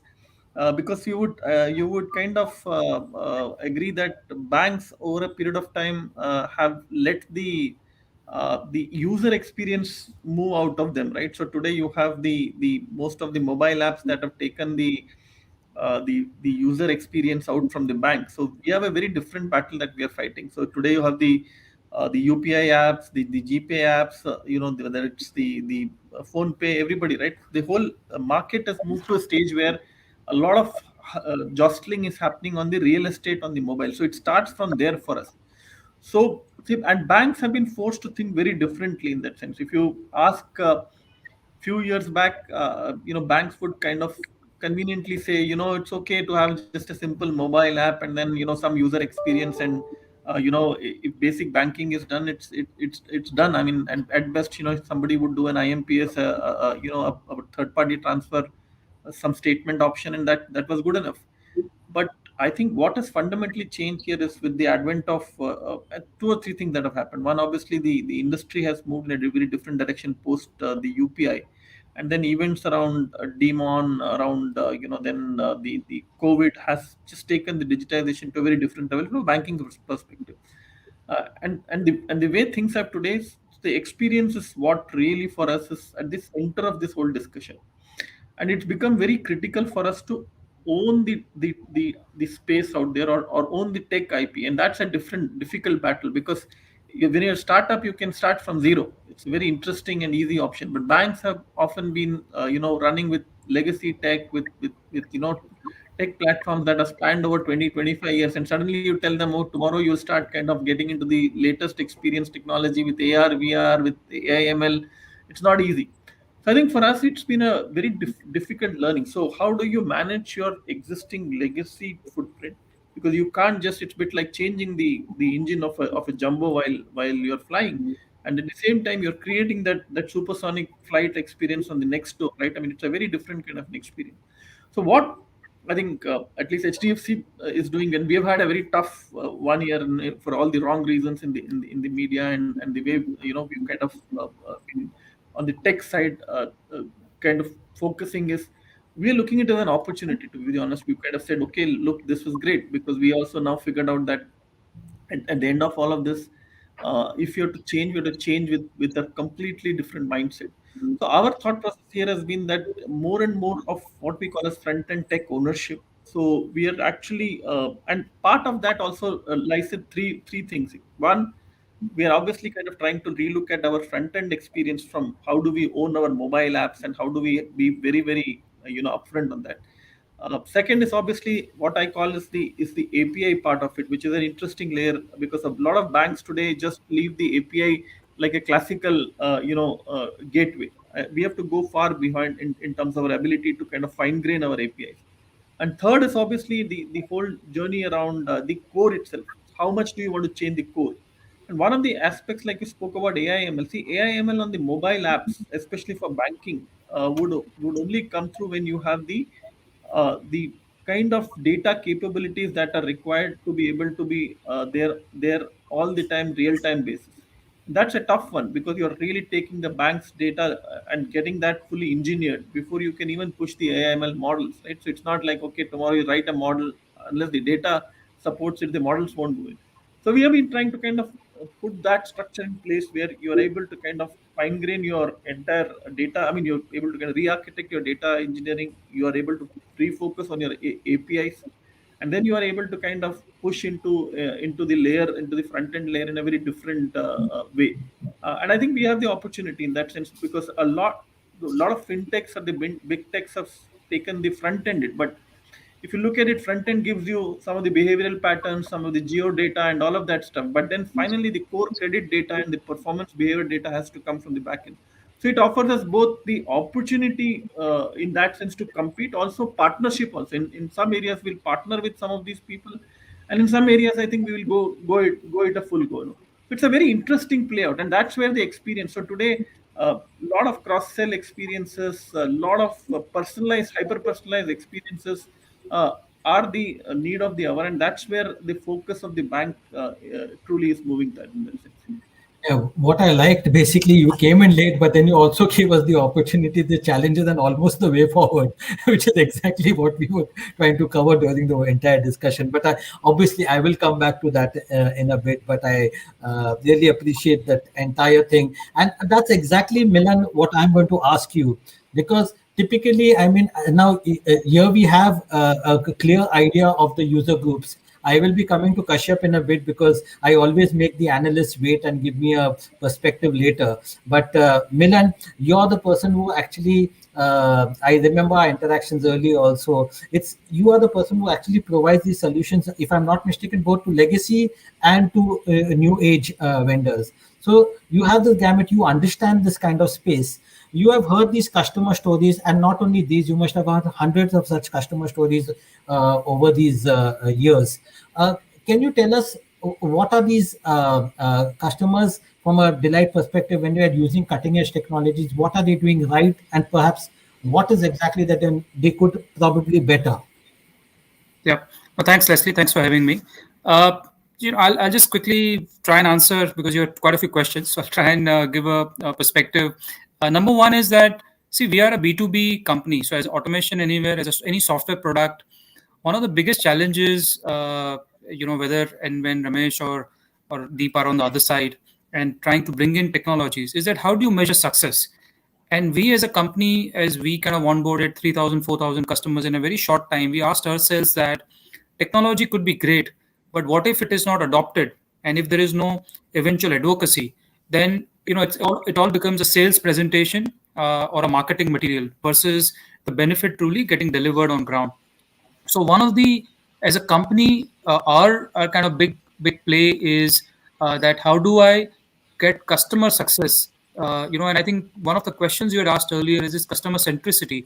Where does the biggest failure happens? I think in our learning, the biggest failure is not in the front end. The biggest failure is in the so-called mid office and back office.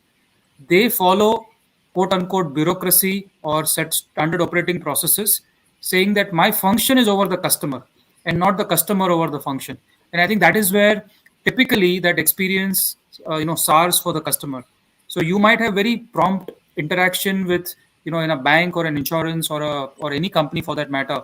Somebody will say, I'll get back to you, I'll get an immediate email and all of that. But when it gets into the organization, between supply chain, finance, operations, that's where typically the breakup, in my mind, we have seen it happening. So that's kind of one problem statement, I would say, which is across organizations, not necessarily to a type of organization. Now, to answer your couple of other questions, one of the things which I probably think Ramesh alluded to is that you could have multiple technology solutions, APIs, etc. in an organization, and you can build it. But as the organization grows, how do you manage it? How do you make it faster so that you don't create another legacy technology? So that subsequently, your biggest barrier in servicing the customer is the infrastructure, IT or technology infrastructure you have created. So that's kind of another lens I see. And I think 80% of the organizations we work with, Leslie, are what I would call them as somebody who's already got technology investments. So how do you change that experience overnight? I mean, as he said that some of the startups have advantage, but the legacy companies don't have that advantage. And hence, as much you could do on customer experience by integrating end to end. And I know this word we use very loosely, and very, very, without much emphasis, but truly end to end means that the lowest person in the back office, which will eventually approve a credit to a customer, has to be digitized as well. Because otherwise, there it's very, very manual or a legacy system. Your front end is highly digitized, and then you've kind of broken the chain. That's the part. And probably the other comment I will make to your other question around what kind of technologies are being used. I think there is a very great sophistication on measurement. NPS, multiple metrics which are being used. I think the challenge is that, and particularly in the B2B world, which I kind of represent, is that who is a customer? Customer is not just one individual. There is a user, there is a technology team, there is a variety of end clients of our customers, and customer experience in our view kind of is across all, and not just saying that somebody who raised a ticket, a support ticket or a enhancement ticket. I mean, that's one part, but unless the entire chain gets addressed, you have a gap today. And frankly, the NPS scores are a bit, again, unfortunately, like, doing business ranking, everybody can game the system. I think the biggest worry I have in our company is that when you operate multiple regions, how do you make sure that people are not gaming that measurement system? Because a lot of incentives are attached to that, to those metrics. And how do you get the real feedback from the customer per se? So I don't know, Leslie, you asked me quite a few questions, No, no, but just I, a perspective. I think all of you all have actually pointed out a very important thing, which of course I'll be asking Kashyap now, because Kashyap and me have had lengthy discussions on the subjects. Basically, I think you put it quite bluntly, which I was pretty surprised. Like the way AI, all the cutting edge technologies can actually be used to game the system. The very same technologies that can delight the customer can be also be used to give you inflated figures and very, very different kind of things. But anyway, Kashyap, let's hear your perspective on this thing. You have heard the customer stories, you have heard a vendor story. You yourself have been looking at RPA and AI very closely. Your perspective, please. Thanks, Leslie. And what I've heard here resonates with the experience I see across the industry, across a lot of our customers. And Ramesh says it's not just the front end. The front end, really, there is a misconception that CX is equal to good UX, but that really is only the tip of the iceberg. The value really comes from having that core operational excellence at the back end or at the middle end and the back end. So when we think of which are exemplars of customer experience, for example, Amazon comes to mind. But Amazon's customer experience success is not what they do on the front end with AI or ML or data or analytics, but also their core logistics and supply chain, etc., which is able to deliver that kind of an experience to the customers. So if I take a step back and sort of abstract what has been said and what also I hear in the industry, is that the customer experience really starts with the product or the service. But that's just the starting point. And it has to go through the entire stage of awareness, consideration, purchase, service, and loyalty. So from a maturity point of view, I think usage of data and AI and analytics is reasonably well understood from the awareness point of view, from consideration point of view. That's why we have ad tech. We had ad tech, maybe the term ad tech was like 10 years old. After that, in the last 7-8 years, we've had MarTech. But we are only starting to hear this term of experience technologies or experience tech recently. And that really is at the core of the purchasing experience. So ultimately, that's the purchase is the moment of truth. And I'll just come to that in a minute. But the service and the loyalty aspects are not as mature as I would see. So, and what the pandemic has done is that because so much of business has to move online with such short notice, the effort has been to remove as many obstacles or hesitations, objections in the mind of the customer to buy. So you talked about virtual trial rooms, size and fit, try and buy, try before you buy. So that comes not just from the delivering or removing objections to the minds of the customer, but also putting that trust and confidence. If something goes wrong, I can return this. So easy refunds. So there is a whole bunch of user experience that is not focused on in the back end in terms of the reverse supply chain. People understand the supply chain, but if something goes wrong, I want to be able to no questions asked research. So that is one aspect. Another trend that is strongly coming out is that it's not just the specific technology, but the foundation of that is really a solid data capability, data expertise. So layer delivery technologies on top of that, but without data, you can't do much. And finally, what all we are able to do, we're able to do using all this data, all the huge amounts of data that we have, apply AI or machine learning to it. Treat each customer or as a king or queen, or personalization at scale. That really is the holy grail of customer experience. Fair enough. Yeah. So I think we have already touched upon some of the challenges that we are seeing, legacy versus the whole thing. And I think basically confusing sometimes CX with just the UX experience or the front end experience. I think all of you all have raised this point that we should be wary about this. Chandra, this question is to you basically, which I will also, I think it's applicable to even Deep and Anand, especially from a startup's perspective, that all of you all have been scaling at a very rapid pace, either through, it's sometimes it's just pure organic scaling, but it's also through acquisitions also. Now, when you all factor in for the consumer delight, are you all factoring in for, say, X number of users or X number of users? How do you all do that? That's a very, I see that maybe the whole customer story or the customer delight story, does it change with the addition of customers? Or have you all already factored that? What is the kind of process? Let's start with Chandra, perhaps. So Leslie, we've been fortunate enough that because we operate entirely in the digital space and we don't have too many offline touch points, and we have, I would say, a finite set of value propositions. Just all of these things, right? The fact that we are digital only, a finite set of value propositions allows us to kind of almost ensure that everything that is required to deliver a brilliant customer experience is something that we can start ingraining from day one, right?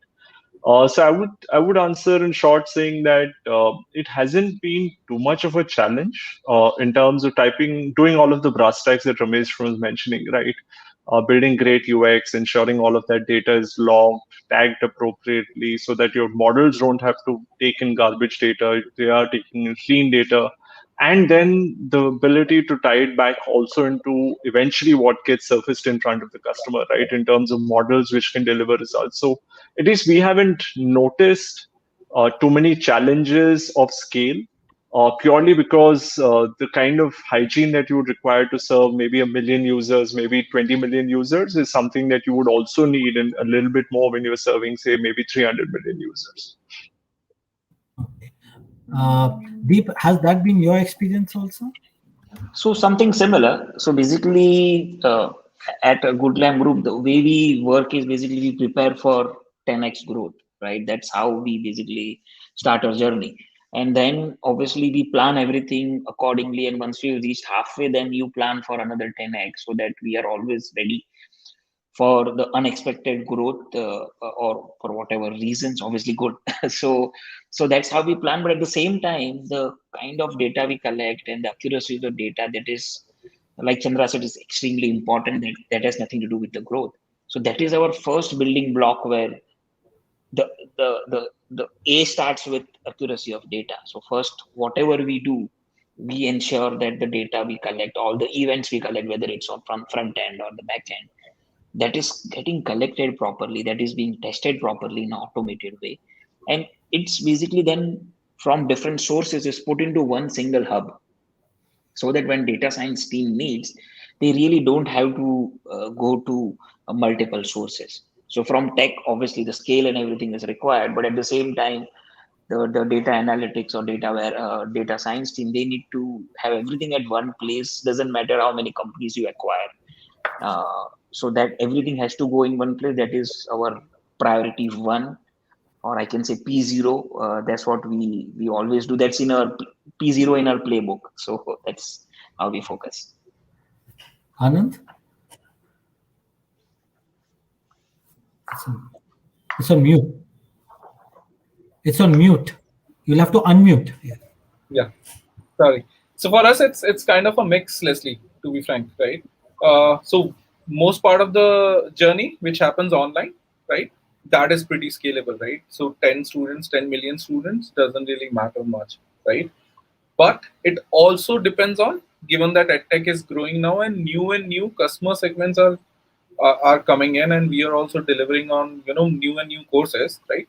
For each kind of course, the customer journey needs to be logged, designed, logged in place, and then delivered through technology, and the whole piece needs to be designed and tied in that place, right? So that particular part needs to be designed every time we start a new category. For example, just to give you a perspective, let's just say if you have JE and NEET, right, which we have been delivering results, year on year, millions of students anyways are interacting. So on that higher number of students doesn't really matter, right?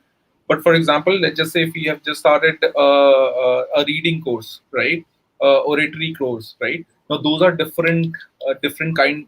Those need different kind of delivery systems. Those courses need different kind of experience as well, right, for the students and parents alike, right? So now in those particular cases, whenever we kind of start on a particular category, that is exactly what we do. We design the CX right from the start, right, log that in place, and then we bring in technology, whatever multiple whatever we can use, right, as well as we develop slightly different version of the same technology, so that we kind of personalize that, right? So the Wave platform through which the tutoring happens, right, it's actually the base is the same, but it has different customization depending on what exactly are we trying to deliver and to whom. right? So with that, the customer journey needs to put in place. Once it's logged in, then it doesn't really matter. It's 1 million students or 10 million students. Yeah, so it's easier to scale up when it's a digital native, I guess. But Right. Ramesh, coming back to you, I mean, of course, here I think the digital natives clearly share this advantage of scaling up with a relative amount of ease. In your particular case, you have already highlighted that as a challenge. How is that being addressed currently? I mean, what are the kind of things that because you also are a massive digital adopter, I would say, and a very fast one at that. Yeah, so I think Leslie, that's been the biggest challenge for us. Like I said in the initial stage, also, it's very easy to take up a startup company, get everything on cloud native, make it microservices architecture, go for the latest open source platforms, scale it up, go for horizontal scale databases. It's very easy. I mean, in that sense, you have wide range of choices available in the market today. But what do you do when your core banking is built over 25 years, right? I mean, it's still talking JVM, it's still talking monolithic RDBMS, and how do you kind of move forward from there? I think, and that's the conundrum that banking industry as such has to solve. So what we are doing here is very clear that like I mentioned, the key aspect out here is brick by brick. We follow a strategy which is a very interesting strategy called hollow the core, which is something, and that's why very I emphasized in a big way around the fact that you have to deal with the legacy, but at the same time you can't change the legacy in one go. So from that perspective, the hollow the core strategy is something that we are following. What we do here is it's not just about front end. See, most of the banks today, and again not including us and some of the peer banks and everybody, largely the front end experiences they've been able to manage it well, get new set of UI UX experiences, put an API layer in between, connect to the backend system. But then backend system, if it starts kind of scaling up, then it's a challenge. So we realized that as a major need for us, and the way we are going about it is that one, obviously we are hollowing out the core. So take an example like core banking. Today, can you pull out payments out of core banking? So when I say pull out payments, literally you mean payments, which means payments will not go and sit into the core banking architecture. It has a different data store. It has a different way of scaling up. It's right in the cloud native structure. So what happens? You start decoupling. So your core then only becomes a GL interface. Similarly, can you build a new age, retail asset lending platforms on new age, continuous cloud native stack? That's the second aspect of it. So what we are doing is we're slowly taking module by module out of core system. That's core banking, core assets, core cards, and we are exposing them into the front end microservices layer, so to say. And what we believe is the way we go about this journey in a very focused manner, month by month, quarter by quarter, we basically then get to a stage where your core is only left to a what we call as a statement of record or a simple GL, and then you are able to kind of play around with that, and you will make that switch. It's not an easy journey, but it's a very very kind of calculated journey of what, like I said, what I call solving the core. And while we do that, every single new component which is coming out of the core is truly scalable. We are doing very interesting work around what I call as horizontally scalable databases now, because today's RDBMS is not driven by the Oracle and SQLs or even the Postgres. I think world has moved very dramatically in these areas. And of course, banking still would probably go with RDBMS because still it's an asset connection at the end of the day. So I think some of these points we are very clearly looking. So we are experimenting very new set of cloud databases, for example. We are going very heavy on microservices led architecture, largely led by cloud native languages in that sense to kind of push them. So the way we are doing about it is again putting the bridge. So we have a hybrid cloud strategy. We have extended our data centers into the hybrid clouds now. We have a good solid API gateway in the middle. So the new new front end asset starts coming on the cloud from day zero. And while we're doing that, we're also following out of the core, so moving component by component from the legacy into the cloud. And what we see is that both these journeys, so while we are kind of ensuring that the front end journey and experience are still Neo, the APIs are well laid out, and then slowly one by one, the backend components start kind of getting synchronized with the new structure.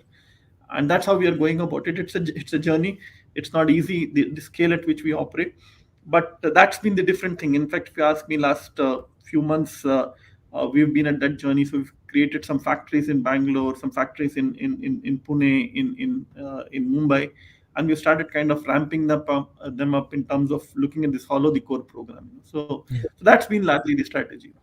Yeah. No, Ramesh, I think it's a very challenging journey. I mean, we are clearly seeing the kind of differentiation or the clear, would I want to call it a CX divide? Yeah. I mean, among the legacy and the kind of digital natives. And I hope social media folks are a little charitable when I mean, I don't know whether they will be as charitable because they don't differentiate between customer delight or with a legacy company and a digital native. For them, like they just want their stuff in today's fast food world. They would want it immediately on their table. Leslie, I get all the brickbats all the time. Okay, but just to give you a background, I have run a full startup and kind of exited. So I understand both sides, and I know it's a little bit of a play that will continue. There are no easy answers to this. But since you did mention the media, I said it wasn't us. It was we picked it up from the customer and RBI clamped down. So we weren't ready to blame. But having said that, there is no answer, Leslie. If you see the last 1 month, every single cloud company has had its own share of problems. So it's not that you get to cloud and everything will get. And that's another myth that's kind of, I want to be very clear. The technology will have challenges, boss. It's nothing that you're going to kind of, and that's why we are all there as a group, actually, if you ask me, and you ask everybody, the challenges are different. Ramesh, that's why we ensure that you are there on this panel. But having said that, Milan, some very quickly, we are just running out of time. So very quickly, you have heard both sides of the fences. You have dealt with both these companies, as I said earlier too. Your quick advice in just a very short quick note of advice to people who are dealing both your legacy, maybe it could be from the BFSI sector, could be digital natives. What should they be doing to do it to get CX right with technology? Answer in 160 characters, Leslie, in a Twitter lens. So no, I think the only learning is I think Kashyap touched on it. UX is not everything, and unless you've integrated middle office and back office and made entire organization digital, any organization, whether you're a B2B or a B2C, will struggle. And I think the second point I'll probably just share is the measurement. How unless you're able to measure the customer experience with feedback from customers and not derivations of customers input, I think it's very difficult to know that. I think eventually, by the time you realize it, it's too late for anybody to kind of recover from that point onwards. So I would just say has to be a digital enterprise end to end if you want to provide that so-called customer experience, end-to-end experience. Thank you, Milan. Kashyap, final words? Yes, I mean, if you're struggling to make a case for customer experience, explore multi-channel attribution solutions. AI/ML has advanced and you'll be able to tie the ROI exactly of each initiative. If you're struggling with data silos in your organization, consider you have all the data, but you don't know how to integrate them. Consider customer data platform solutions, which can help give you a 360 degree and also activate the customer platforms. And lastly, get organizational alignment in terms of who should be responsible for CX. It's not just marketing, but it's marketing, sales, commerce, and support. That's my message. So friends, you'll have heard all these eminent panelists speak about how they look at customer experience, how they are the kind of efforts that are going into from the various companies to delight the customer. But at the end of the day, of course, a customer will want his product or service on time. Really, for him or her, it really won't matter whether you're using AI or ML or RP or computer vision or what. We may just bandy about these words, but at the end of the day, if he cannot get his product or service in time, whether it be banking or whether it be online tutoring, whether it be a cosmetic product, whether it be glance on your lock screen or whatever it be. Like to thank each of my panelists for their time. Thank you very much for making time from your busy schedules and hope to see you all soon again. Thank you very much. Thank you. Thank you. Bye-bye. Thanks, Leslie. Bye. Thank you. Thanks, Leslie. Thank you. Thank you. Zinnia, you may want to. Yes. Thank you so much, Leslie. I think that was an absolutely great discussion, which gave us a lot of food for thought, which also established that with all the industry leaders that you spoke with and the insights that you provided, and the insights from data analytics can surely fuel success. And I think we'd all agree at the end of this discussion that putting data at the center of businesses can get closer to their customers, drive innovation, and more importantly, enable the right outcomes. So, thank you so much for this wonderful discussion.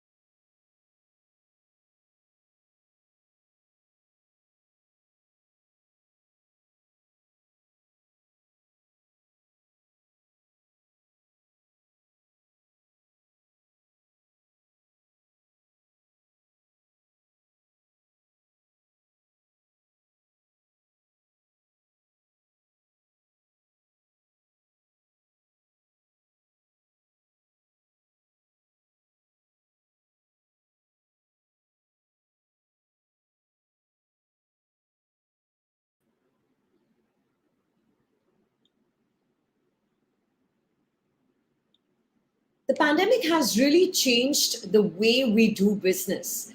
And today's consumer expects personalization at every step of their interaction with any organization or any brand across different channels, be it online or offline.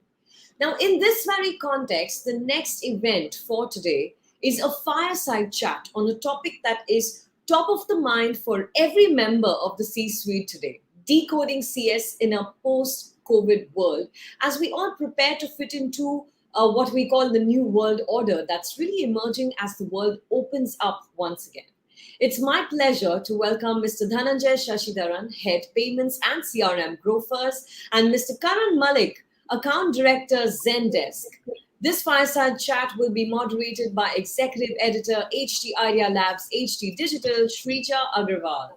Welcome, everybody. Thank you so much for joining us here. And Shrija, over to you. Thank you, Xenia. Thanks for that introduction and for that context setting. Hello and a very warm welcome to everyone. I am Shrija Agrawal and you are watching the Mint CX Summit. But before I deep dive with all of you and this August panel and lovely audiences into this August panel, let's do some context setting on the same as to why we are doing what we are doing here today. The COVID-19 pandemic has forced businesses to recalibrate the manner in which their operations happen. Business leaders had to figure out the correct strategies to pivot in real time in the face of the pandemic, with economic conditions being decimated, budgets being slashed, and how the consumers were also dealing with this crisis. With this wave of digitization dominating markets and companies facing unprecedented changes, customer experience actually became integral, and marketing campaigns had to be evolved to become even more precise, targeted, and personalized, because campaigns that were targeted towards the masses and which had a one-size-fits-all feature were no longer bringing in the desired sales for organizations. And so, with the goal of optimizing their marketing approaches with contextualized hooks in order to respond to dynamic customer perceptions, consumer data had to be leveraged at the micro level. With all that's happening in the world, hyper-personalization seems to be the way ahead for business leaders. Now, the question is that the advent of digital marketing has also meant that at the right time, at the right place, specific customers can receive astute communication from organizations, and hyper-personalized marketing means that customers can receive meaningful engagement with organizations, existing relationships can be deepened, and new relationships can be fostered with consumers, all in all, providing for a profoundly meaningful customer experience. We're talking about customer experience here, and we have to really realize that these two terminologies are not relegated to the marketing department. In fact, it's the very fabric of the business leaders, the organizations, and how they really thought through building the organizations in the post-COVID world scenario. This fireside chat is extremely important because trying to decode the customer experience, its relevance, of what is mean for digital media organizations, digital companies at large as we go forward. Organizations have started adopting personalization for consumers, ranging from product design to outreach, and set forth some benchmarks to facilitate robust personalized interactions among their customers. Now, the question is that new digital models are allowing for a personal connection between companies and consumers. Now, when the digital landscape is as crowded as this, as we are seeing right now, there are two questions which are on the minds of all business leaders. Number one, how can I interact with my customers more efficiently, better than my competitors? And number two, what can I offer them better than the rest to entice them to my offerings? It's definitely now the time to get customizing, now the time to understand the real purpose of customer experience, now the time to get personal. In this panel discussion, we have an interesting combination of a provider and an existing customer, which will help us unravel the practicalities of ensuring a great customer experience journey in a very first-hand fashion, if you will. Please help me welcome Dhananjay Sridharan, Head Payments and CRM Growthers, and Karan Malik, Account Director, Zendesk. Karan, let me begin with you, just sort of taking it further from my intro remarks. We spoke about the COVID-19 pandemic, the blackest of the black swan, and now we have been jolted of a black swan blindness. All this while we sort of behaved as if it does not exist. The two words which got bandied around so loosely in the entire pandemic were digital transformation. And as a result, we saw this hyper wave digitization. My question to you really is that at the time when organizations were trying to make the most of this COVID-19 induced hyper growth, how important has customer experience really been in these challenging times? Absolutely, Shija. So, I would say that COVID-19 has absolutely changed the customer experience in far more ways than one could imagine. It has disrupted the in-person experience to a level that it resulted in a digital space that's way louder and harder to cut than ever before. While it has already reshaped the business landscape, the pioneers of customer experience are deploying strategies not just for the present, but are also preparing for the future. After months of chaos and uncertainty, government policies and rules relating to the pandemic continue to change regularly. It is therefore very important that organizations also keep a very flexible mindset and quickly adapt to the new environment. As this pandemic doesn't seem to end and keeps hitting us with waves after waves, we must look at the changing consumer behavior and the impact that this pandemic has had on the way brands meet and manage customers' expectations. In fact, I was reading a very interesting article, by McKinsey sometime back that said companies that adapt to the changing needs of customers will recover more rapidly and be better positioned than its competitors.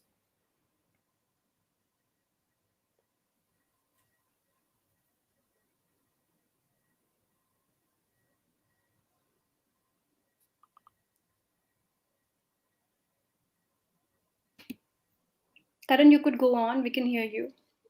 Yeah. So that's what that is the importance of CX today in COVID. That's what my thoughts are. Okay, Dhananjay, I will sort of get on to you now. What Karan sort of mentioned about this COVID situation not ending near time soon, and he referred to the McKinsey article, and I would say that McKinsey actually called it the new normal and not necessarily the next normal as people are sort of really using it. Now, my question to you is that we are seeing growthers in a hyper growth environment. There's definitely a lot of activity seen on board for large e-commerce companies also. How important is the CX conversation when you have this entire pursuit to scale very fast? How important really customer experience is when you talk about growth and scalability? All right. First of all, thank you so much, Srija, for having me here. Right. So basically, continuing to what Karan rightly mentioned, right now the most important part in the pandemic is there are two things. First thing is that whether you are able to deliver the services that your customers are actually seeking forward to, and do you guys provide the best customer experiences to customers post delivery as well. So we're talking about post sale services, right? So right now, if I specifically talk about Grofers, right now we are in the position of disrupting the market with something called a 10-minute delivery. Now, gone are the days that we used to deliver in 2 days or 3 days, right? Now we are sitting at a position wherein anything that a customer requires at any point of time, we want Grofers to be the partner available for customers to provide them that, right? We have always been one of the best grocery commerce player in the market. We will continue to do that. Parallelly, as far as customer experience is concerned, right? The thought that we're trying to bring in is customer experience is going to be driven by technology. So I belong to a product and a technology background. I'm leading the CRM team at Grofers to make sure that every thought, every step that we take is thought through from a product and a technology lens. Because at the end of the day, if you talk about scalability, right? Until and unless you have technology available with you, you can't scale anything. Now, just quoting an example to you, if yesterday I was able to deliver items to customers in 2 days, and now I'm doing in 10 minutes, proportionately and parallelly, my customer experience has to be equally faster. What I was responding to customers in 5 minutes, 10 minutes has to happen in seconds now. Because that is the kind of disruption and experience that a customer is seeking forward towards Grofers, right?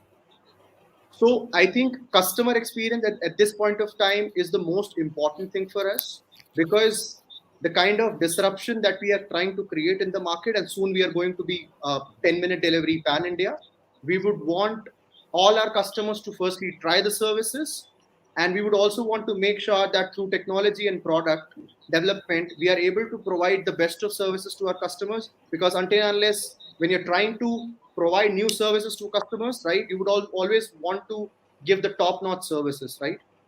So frankly speaking, that is the most important part right now, and we would love to drive it through technology is the moment that we have right now. Point taken, and that's sort of well said, Dhananjay, that you can't really look at customer experience in isolation. It is driven from technology, and when you have a great product, that will ultimately lead to customer experience.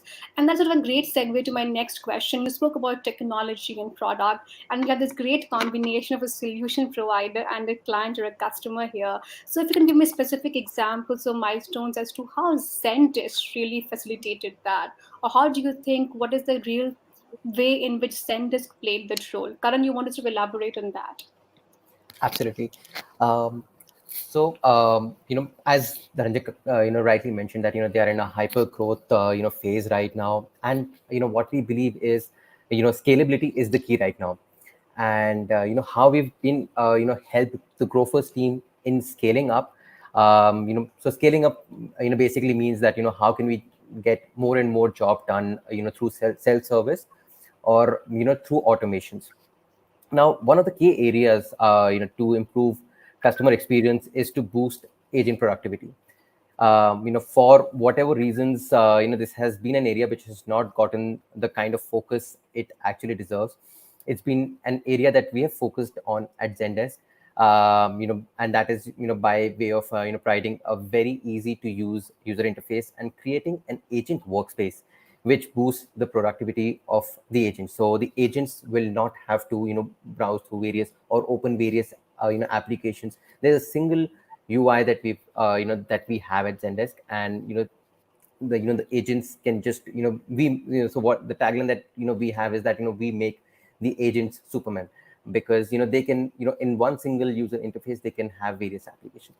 And when we think of it, it's essential to have an interface which keeps the conversation going, giving one single view of all customer interactions across channels, and gives agents the context that they need to share or to serve their customers.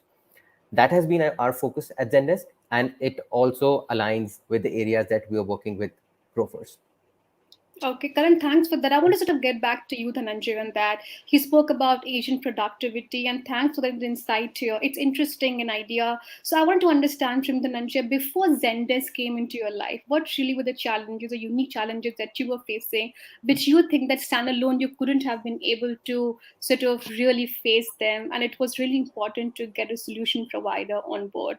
When organizations really scale up and get larger, do you think there's some challenges that you yourself independently cannot necessarily handle?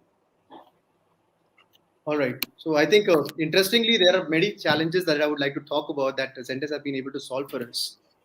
Starting with automating the whole flows over a bot. Now, what happens is, like I mentioned, that we are going to go very strong in 10 minutes delivery pan India soon, right? With that being said, we are going to get our number of orders are going to go 10x, right? Probably we'll be sitting at a situation wherein we'll be probably doing 1 million order a day. So if I'm doing 1 million order a day, the parallel contingent to it is the number of issues, queries, or complaints that might arise as well, right? And having the number of agents increment proportionately is not a scalable solution. So the first problem statement I foresee, and I'm really happy that Zendesk has been able to deliver that to us, is our bot containment. So just to quote a number, so let's say if I was able to solve only, let's say 10 or 20% of the problem statement of our customers to a previous bot, Zendesk has provided us a platform wherein I will be able to even achieve 80% resolution over the bot. Now, responding to a customer over a bot is not the only thing that we want to give to a customer. The bot has to be intelligent enough. That's where the AI and ML plays a big role. Now, what happens is, if I will create straightforward flows for a customer, the customer might ask the questions in a different form or another, right? But at the end of the day, if the bot is intelligent enough to understand the customer's intent, then I think that plays a bigger role in terms of how you solve a customer's problem. Because at the end of the day, we are not here to just close customers' complaint. We are here to give them resolution, right? The customer at any point of time should not feel that they are either talking to a bot or an agent, right? They should always feel that the bot should always be so intelligent enough that they should feel that they're talking to a human, right? So that's where Zendesk plays a very big role. And adding to the top of it, as I rightly mentioned, the number of complaints might increase, and increasing the number of manpower would not be a scalable solution to it. That's where I feel that an omni-channel platform plays a bigger role. Right now, if my agent or my let's say customer service representative has to go to multiple platforms to fetch the information to answer customers' queries or complaints, right? If all of them can be moved down to a single page, right, wherein irrespective whether the mode of complaint is email, call, chat, or social media, the agent should have all information available on the single screen, so that overall response time of my resolution would be decreased down by, let's say, 4x or 5x times faster, right? So I think these are, obviously, there are multiple availability of solutions that Zendesk is helping us out with. But I feel that, these are the major two key areas which will help growers achieve the best and provide the best customer experience to our customers with the help of Zendesk. Yes. Okay, thanks for that, Dhananjay. I think, Karan, you have a pretty satisfied customer here in Grofers. A lot of practical insights coming to the fore, and there's very real challenges which really companies go through. One of them is really about the fact that when you scale, you don't necessarily have to increase the manpower and the linear capacity. Very interesting insight came to the fore from Dhananjay, and he sort of spoke about that.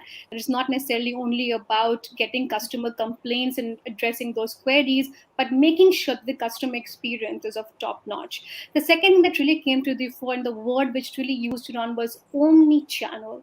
Now, my question is that when we speak to a lot of entrepreneurs, I think a lot of time they interchangeably use the word multi-channel and omni-channel.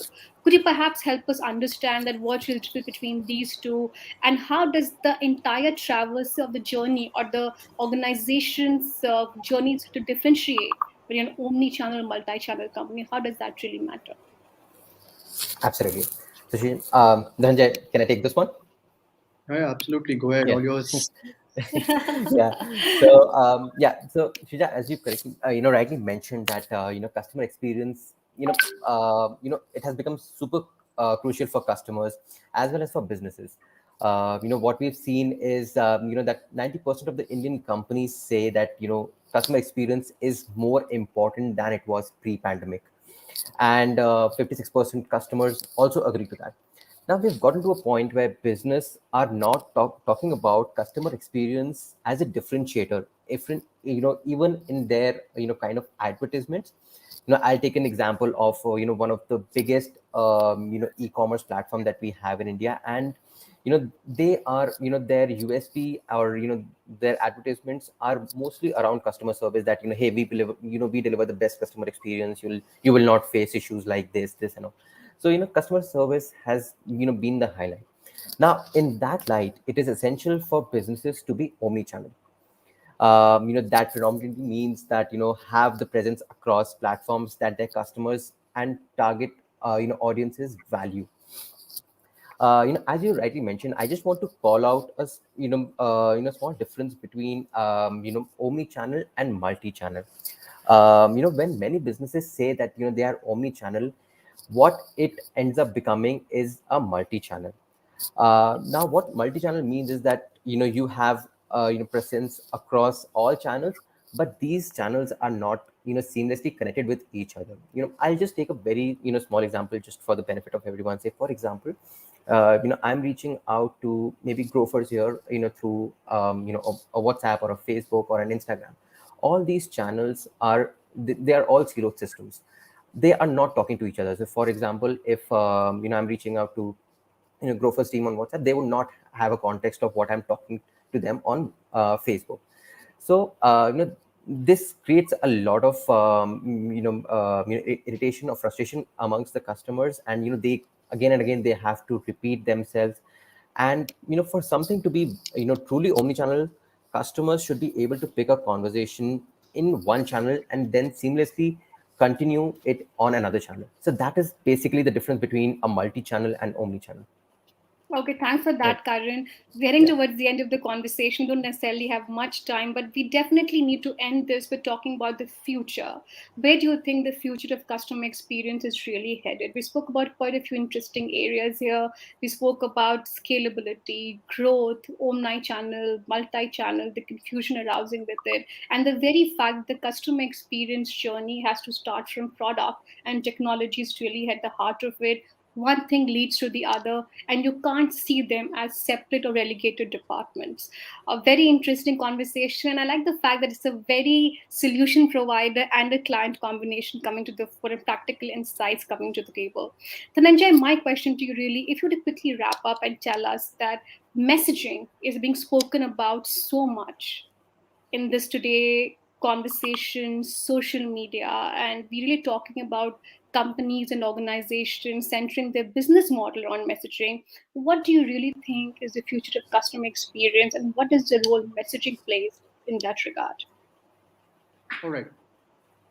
So cool. I think the major reason why messaging has become a success here is because uh, you are able to interact with the customer and you stay connected with them, right? The major reason why it has been able to solve a lot of problems for a customer is because nowadays you understand. I mean, almost we have a population of 125 billion, right? So let's say if I have 1.2 billion population, and I say that almost 99% of people are using WhatsApp, so they're used to it. So messaging plays a bigger role is because you're not trying to change the customer behavior here. Because if you're trying to give a product to a customer which is something that is very new to them, they will take time to adapt to it, which might be ending up having a lot of dropouts in terms of utilization of that product, right? But with messaging, it is something that they have been doing in and out of it, right, day by day. And eventually, if you are able to interact with them over the same messaging platform and provide all the resolution, it will be like a day-to-day job for them, which will be very convenient as well and faster as well, as compared to, let's say, for that matter, a calling part. wherein you would probably if you have a high call volume, you probably would need to wait there. But at one given point of time, an agent would be flexible enough to talk to, let's say, 3 or 4 customers for that matter. So that's the kind of experience that messaging builds up for a customer, and it's more seamless as well. You don't need to come to a platform. You won't need to write a long messages and stuff like that, right? It is just that hardly, I think, if I talk about from a data perspective, there are hardly 4 to 5 messages that a customer would need to write at Grofers to get a resolution, or even lesser than that, right? So to be very honest, yeah. So I would say that we have even automated that part of it. So if you come to our platform and raise a complaint, you don't even need a manual intervention there. But so that also leads to a great customer experience. The resolution of messaging, right? Unfortunately, we don't have much time, but a quick rapid fire and sort of a fun element to hear. Dhananjay, you spoke about 10-minute delivery at Grofers. Two big things you can expect from Grofers not known to people to take on Amazon, for instance. All right. So 10-minute delivery across Pan India is one of the biggest thing. The second biggest thing would actually be that right now Grofers is only a grocery commerce players. Soon you would, I mean, once down the line, you would see Grofers delivering everything in 10 minutes, even an iPhone. So that's a surprise element for everyone. Yep. That's a big revelation coming on this forum. Karan, what about you? If you were to name one company whose hyper-personalization or customer experience journey you think is getting it very right, what would that company be? And you can't name Grofers here. I would probably want to call out we are doing great things. There are a couple of edtech companies also that we're doing with. So I would say that White Hat Junior, they are really strong when it comes to customer experience, and I really like the way that they manage their customers and their internal people also. Okay. Last question to you, Dhananjay. One customer insight which you got during the COVID-19 pandemic, the most surprising customer insight which has really helped you, and how you have escalated that feedback into the product. What would that be? I would say the most insightful thing that actually led us to automate everything was the customer doesn't want to talk to multi people, right? They just want that their resolution should be given to them. They don't want to have, let's say, 15-20 minutes or a 30 minutes conversation, because if the products are getting delivered in 10 minutes, why would they wait for 15 minutes for a resolution? That's the most insightful thing that actually we got in this pandemic time, right? Which actually made us automate a lot of stuff. Which and just to give you, I mean, I believe in data a lot. So just to give you a number, we are scoring at least 92% CSAT in terms of resolving our customer complaints. So we have never been able to achieve that, but yes, that's a problem statement that we were able to identify, and I'm sure that with Zendesk we'll be able to achieve more than that. Karan, you definitely have somebody who is a big validator, and external validation is perhaps the internal validation. Thanks for this meaningful chat where a lot of interesting insights on the customer experience journey got unraveled, and what I could say is a very case study in a first one on fashion. Thank you, Karan and Dhananjay, for this. Over to you, Zina. Thank you.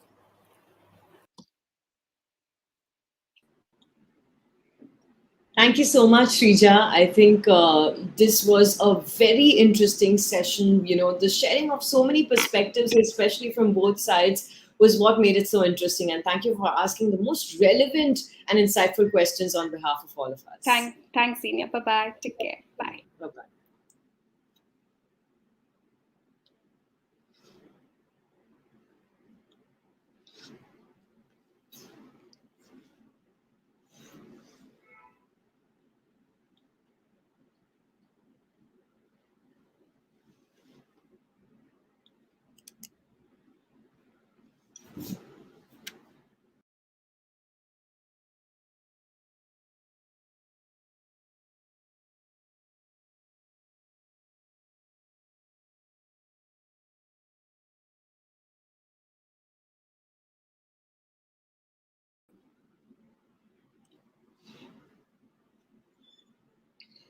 Digital is the new buzzword today, and in this highly connected world, customer stickiness is gradually declining.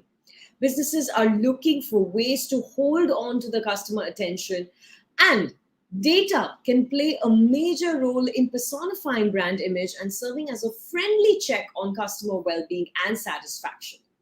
Our last panel for today, titled Customer Engagement Insights Hold the Key, turns the spotlight on this aspect of tech, where businesses can leverage the power of data either through information collected within the conversation or with what is available in the database or drawing on past interactions, and use all of this to generate real-time insights for customers that can scale up the CX function. Without further ado, let me introduce the panel for today's final event. Starting with our moderator for this event, Mr. Shalil Gupta, CBO Mosaic Digital. Welcome. And it's Thank my you. pleasure to welcome Mr. Rajan Bansal, Growth Marketing Head, Airtel, Mr. Jatin Chikara, Lead Digital Marketing, CRM and Digital Solutions, Royal Enfield, Mr. Rajiv Bakshi, COO Revenue, Z Entertainment Limited, Mr. Jatinder Singh, SVP Product Management, Capital Float, and Mr. Dhruv Vats, India Sales Lead Enterprise, Engage Inc. Welcome to our final power panel of today. And Mr. Gupta, over to you. Thank you. Thanks a lot. And very warm welcome to all of you guys. Thanks for joining today. Though it's the last panel, but I must tell you this will be the most interesting panel of the day. Because what we are going to talk about is a very different journey of customers across the board. But with this, very warm welcome to all of you and taking time out for us today. Just a hygiene check, guys. Be specific. We have less time and we have to discuss more. So just wanted to ask you guys to be very brief if you can be. But I'll just set the context. I think it's important to understand that we have been talking about customer experience and the previous panels and journey, and Grover said that the next upcoming thing is that I will deliver in 10 minutes and the experience will be bouncing. I think the discussions have started moving towards customer engagement. But if you want to have a customer engagement, you really need to have the insights around the customers, whether you are in a B2B environment or a B2C environment. And insights holds the key. So there is a journey which I call it 3E journey. One is you should know the expectations of the customers, which is the first E. Then you as an enterprises enable experiences for the customer. I dare say no enterprise actually creates experience. Experience is created by the customers themselves. Enterprises enable experiences, but until you know the expectation, you cannot create experiences. Once you are into an experience, the next set of journey is engagement. And these are the 3 E's which we have seen largely the journey a customer goes through. But the last E, the 4th E is very important actually, which is enlightenment. Until you have enlightened yourself what the customer preferences are and what really customer wants today, your backward journey or the forward journey would be disrupted in some shape and form. Now, so what I'm meaning to say is there's an economy which is in play. There's mass personalization in play. The real-time delivery of insights is into play. I mean, everywhere, specifically the acceleration in the pandemic perspective, today, every brand, every product, every enterprise wants this engagement with the customer. I want to start with the entire panel actually, and starting with you, Rajiv, yourself. When you look at this journey and the 4 E's we talked about, wanted to understand from your viewpoint, which one of these E's is the most important one and why?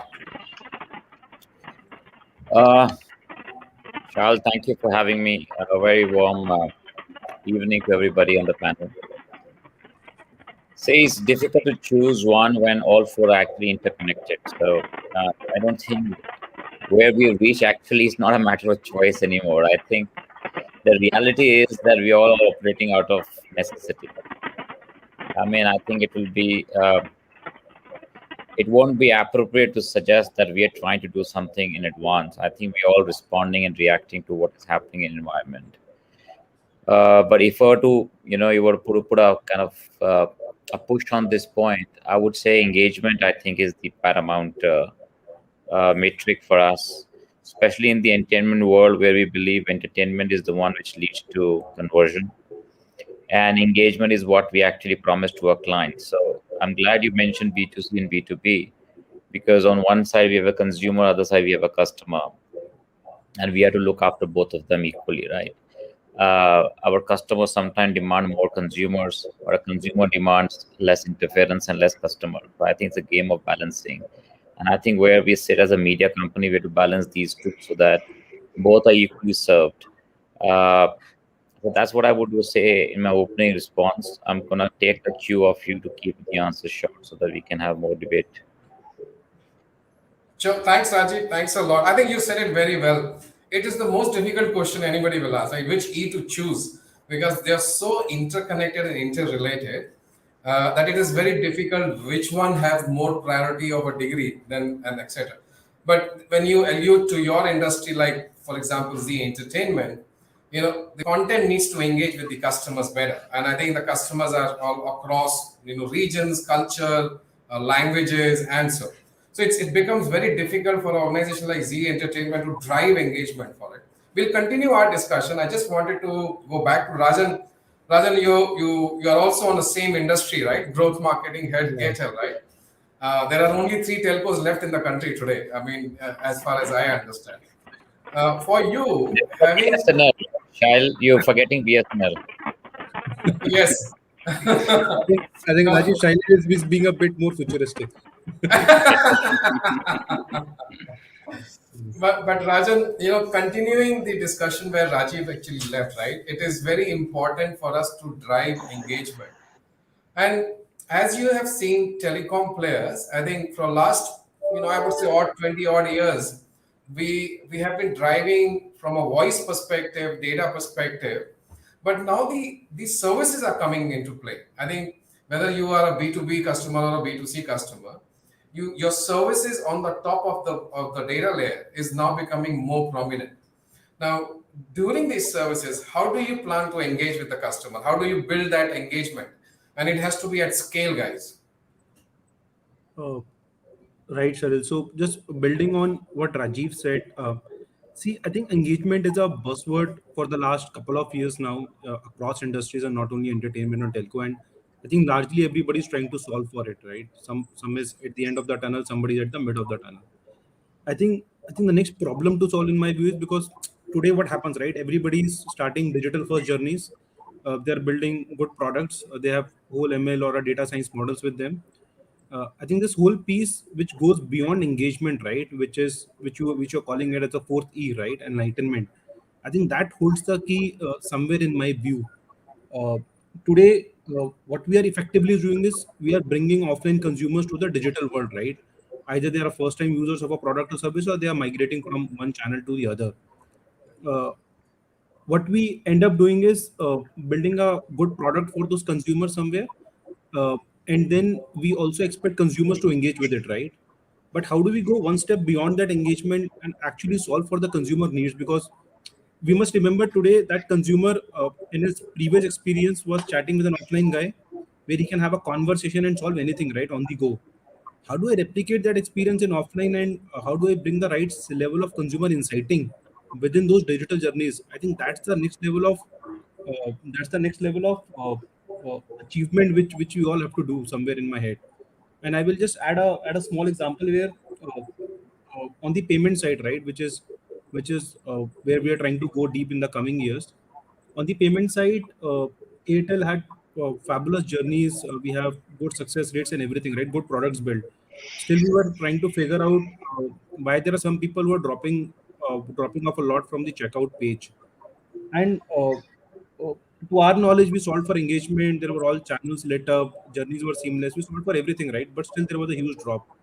I think that's where we kind of sat down and we tried to figure out what's the consumer problem here, right? And we called up ourselves few consumers, and they said our payment option is not available. And we were like, guys, we have everything there. What's not available? They said that ATM card is not available, right? And we used to call it debit card on our checkout page, right? So they think it's an ATM card and debit card are two different things, right? That's where those inciting plays a very different role, and it goes one level beyond engagement. Today you look at our properties which is debit card slash ATM card, and obviously we saw a very good spike once we did that change. I think how do we go to that next level is somewhere we are at the beginning of that era, where we get consumer inciting at every part of the funnel, and not only while building a product or solving for one part of the funnel. Because when I acquire a consumer, right, there is a promise I've made to that consumer. Has that promise being held, and why the consumers are churning end to end in the whole funnel? How do I use consumer inciting and get to that four E's stitched together? I think that's where the next level of growth has to come. Rajan, you highlighted a very important point that in the journey, how do I build everything together for the consumer with the promise I have made? And this promise is around the job a customer wants to get it done. I very nicely heard a story. Most of the time, for example, I'm from media. I can subscribe to most of the subscription available, but I only have one or two subscription with me. I don't subscribe to everything else, because the problem most of the people feel is, what is the job that I'm getting it done? Because my profile of job is very different from what my preferences are. So I think the next action which I need to take is a big ask from most of the brands, products, and enterprises today. And you rightly said AI, ML, personalization, real-time delivery is the platform orientation which is bringing in across in the marketing function as well, which drives now engagement. And bear with me, because what's happening is experience can be physical also, but when you are on a digital platform, it is the interaction which will create the experience. So you really need to watch out the interaction in the next interaction point, which is the customers are having. Dhruv, it's a very important discussion which has come to a platform perspective, and I think your view on the platform is very, very important, Dhruv. When people are looking at scale, right? I'm sure we are looking at monthly acquisition from telecom players. All three together would be in millions, right? Physically building an interaction and an engagement with the customer is next to impossible. It's not cannot be done. So you need to build platform. But then platform needs to deliver something very insightful, right? You need to create a digital twin of a customer and drive insights to bring personalization. At the same time, it should be the next best action. We should drive it. How is the platform coming out on that side? Is it matured enough? Is it there yet to be there? What's the case? Right. So I think first of all, we need to understand in itself where the marketers are right now, right? So marketers have accepted the technology is required. We have reached that stage wherein we know that to reach that scale with personalization, we need platforms, we need tools, we need something to help us out with, right? That's the stage we're in right now, right? So everybody is looking at data, but the point is that most of the data that we look at right now is descriptive in nature. We look at what has happened in the past and we try and make sense out of it, right? And now how platforms are evolving essentially is that we're moving from that descriptive stage to more prescriptive stage, wherein we are trying to figure what is the next thing that the customer is going to do, because sometimes even the customer is not fully aware of what his next steps might be, right? That's where technology is helping predict a few of the aspects, and marketers are using that to engage with the user. I mean, to be frank, there's no one pillar which is going to solve it. It's a cycle. It's a chicken and egg problem. Engagement or insights, they both will work together. It's a cycle. You will engage, you will get better insights. The models will get better. You will again, probably engage in a more personalized manner. But yeah, I mean, that's where I think the platforms are adding more value. They're reducing the effort which is going into analysis or the guesswork in terms of understanding the users, and there are more prescriptive insights coming in that this is what is going to help the brand reach the user better or engage with the user better.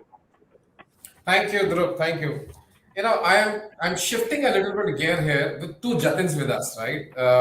We are so lucky to have two Jatin with us. One is the Royal Enfield Jatin, I would say Jatin C, and a Jatin B with us.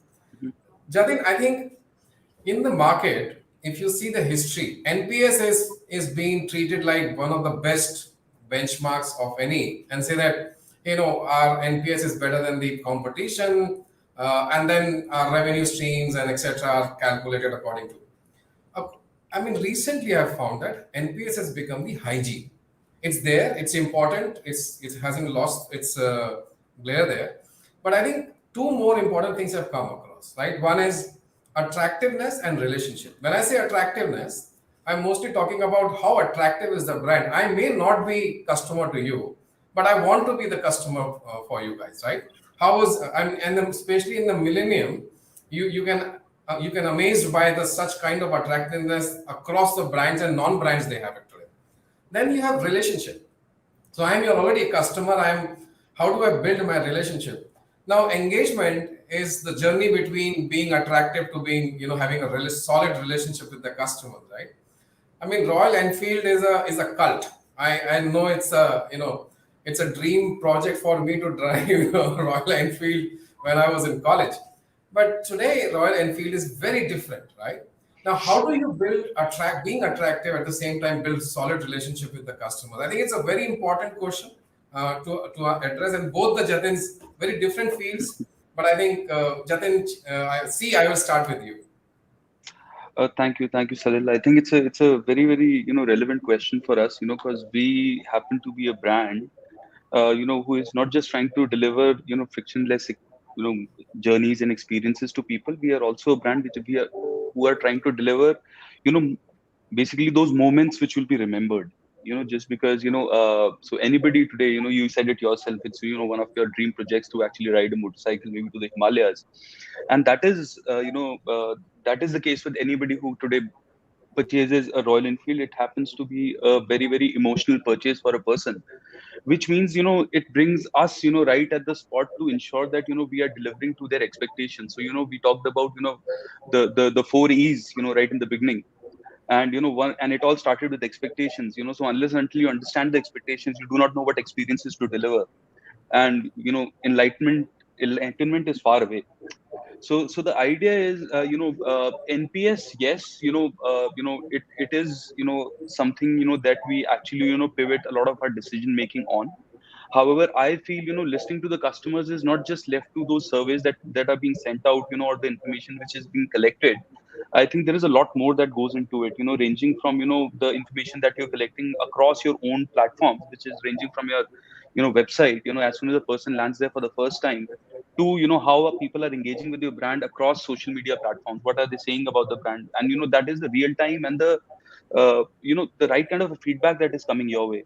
And thank you to this cult community that we have. Just because they are so emotional, they are so vocal also alongside.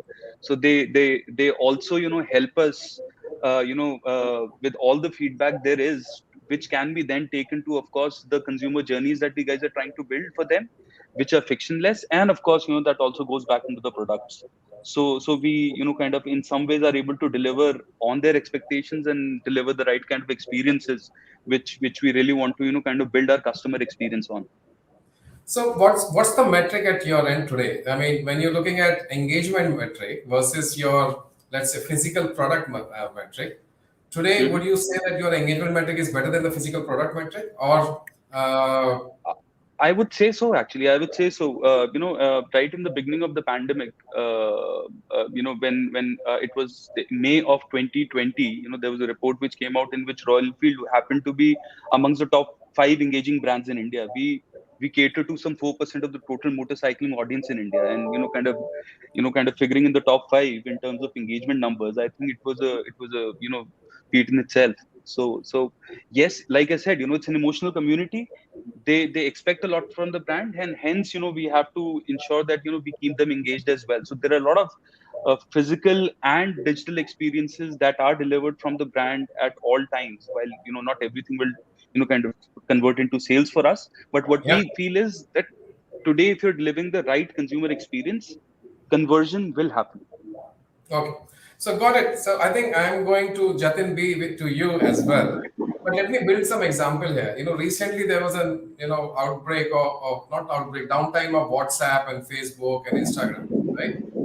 There was a promise being made by this company, and typically we failed on the promise.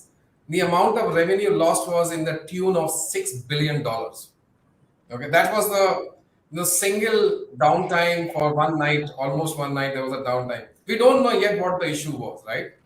Now, Capital Float, if you look at from this context, is a digital platform. You're reaching to microfinances. You're trying to understand your customers. Your marketing, your platform digital is going in hand.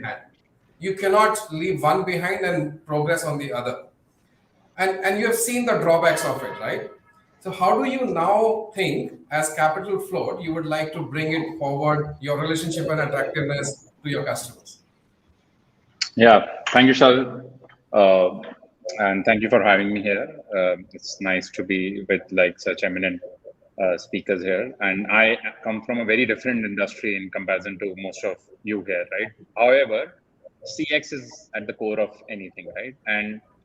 And the first thing, what you were just mentioning about the Facebook and WhatsApp outbreak, we were having this chat with the tech team, and I was just trying to understand what kind of code was deployed, and apparently some new at the router level at the DNS configuration was being pushed by some tech team.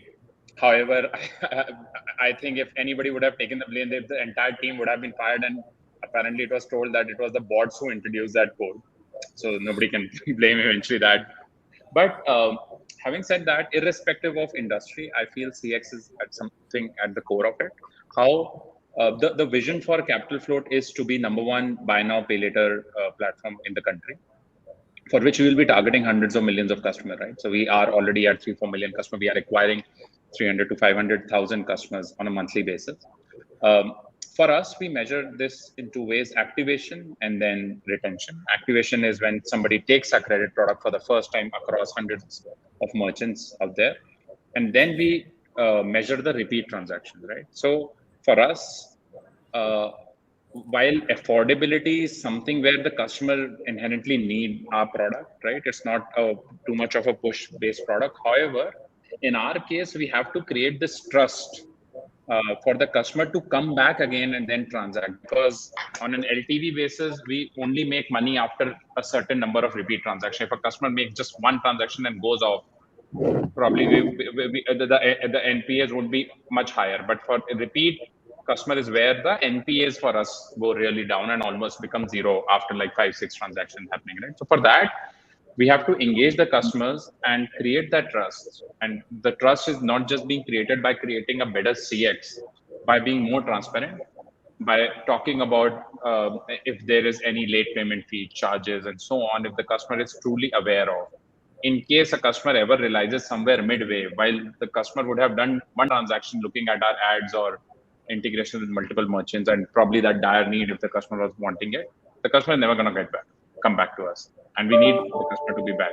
And that's where our policy is to be as transparent as possible throughout the journey.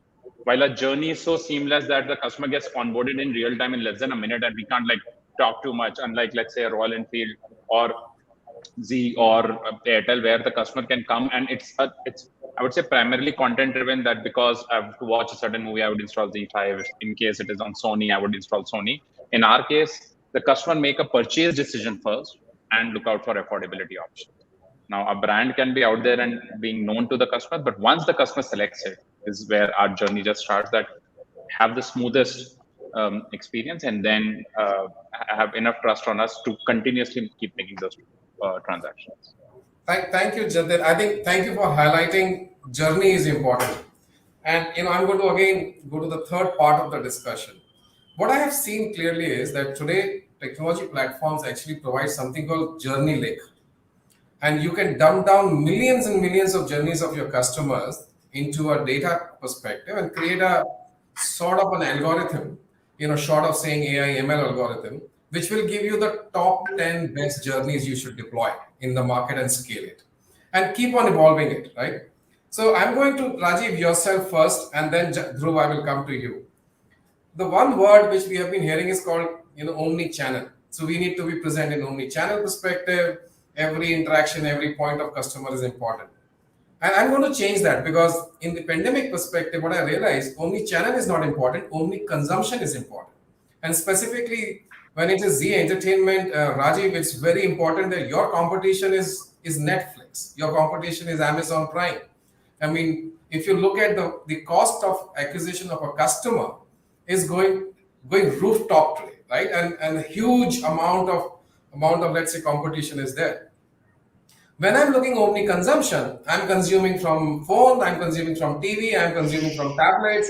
I mean, you can see, and you need to identify who's consuming from where and how I build my engagement there. And this is at scale. I mean, Z itself is a very successful company, and I would like to be as successful as any other platform in the country, across the board.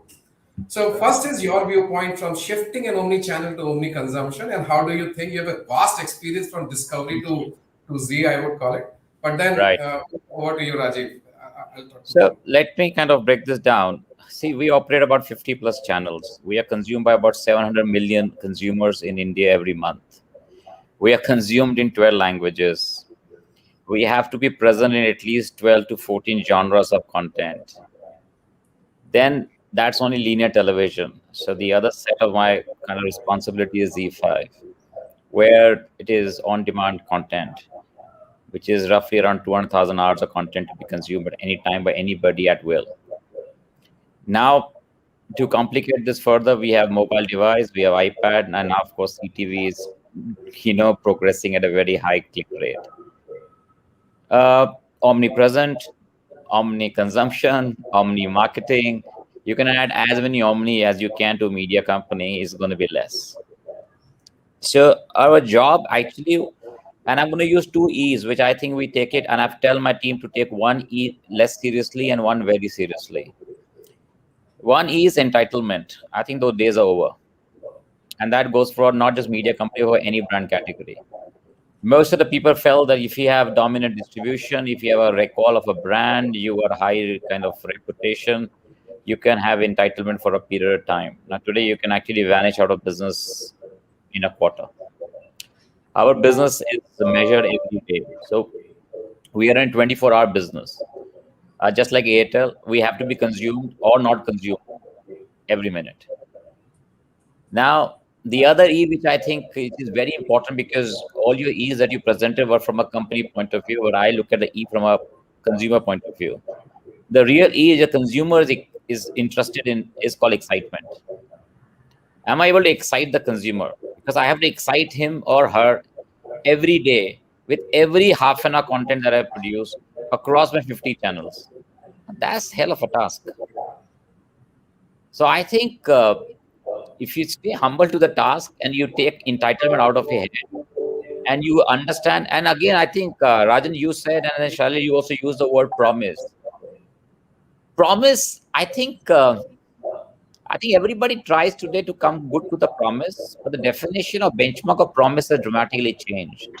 What I may promise today, competitors in LA or in Europe in a different product category may surpass. So my promise actually is limited by my category sometime, right? I am benchmarked not necessarily against an experience on Netflix, Shalil. It could be an experience on Uber. It could be an experience on even Groffer, who was speaking earlier.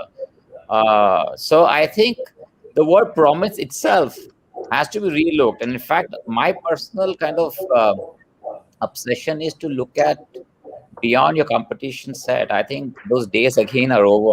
To look at your own competition set, especially when you're setting up a terminal-like experience. I mean, you and I consume about 6, 7, 10 product categories every day. And whichever comes top in that category is your benchmark. I'm not going to get any allowance just because I'm sitting in the media category. And if my experience is less than, let's say, shopping category or a transport category. So I think the reality is dramatically different today. And that's why I call it not, candle in the storm. And that's where we are. I mean, it's a storm out there. New categories are coming and lifting the benchmarks.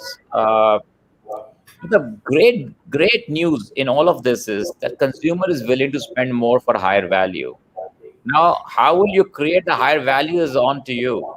But I think that's the basic great news that is there. The consumer is willing to reward you if you go all the way to Everest. Rajiv, the sword is actually sharpened at both the edges. the consumer is ready to give you the opportunity and reward you, but at the same time, consumer is also going to give you a penalty if something is going to go wrong, right? And the penalty is much heavier today. Controlling, you saw the example of, Facebook, right? I mean, it's a great example to see how consumers actually penalize. But I'm going to throw all the E's together. Now we have got 7 E's instead of 4 because Rajiv added a couple of them to it.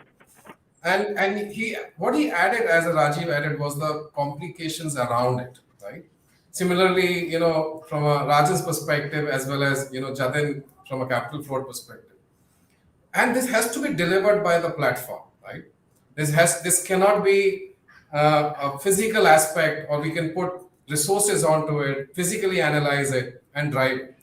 How do we get to solve and simplify this complexity to drive meaningful impact? When I say meaningful impact, everybody in the organization today is looking at building some results out of it. And I think that is very important. So as platforms are evolving and maturing more and more and being used by marketeers today, where is the real impact coming? How is that being brought on the table? Right. So I think Rajiv highlighted one of the biggest problems, which is the complicated aspect of the customer, right? That it's very, very complicated across industries. If I talk about telecom, even there'll be so many complications in terms of understanding the customer in itself, right? So the first challenge is looking at the business from each and every customer's perspective. So when I look at Z, it might be a different story as compared to when my mom looks at it, right? Or when my brother looks at it, and somebody in US is looking at it versus when somebody in Maharashtra is looking at it, right? So first of all, drawing that picture of a customer from an individual perspective is what a platform is helping you do, right? So be it the languages, be it the platforms, be it the different services provided by a platform, everything comes together and is drawn for you at a user level, right? So that's where I think most of the platforms are trying to go.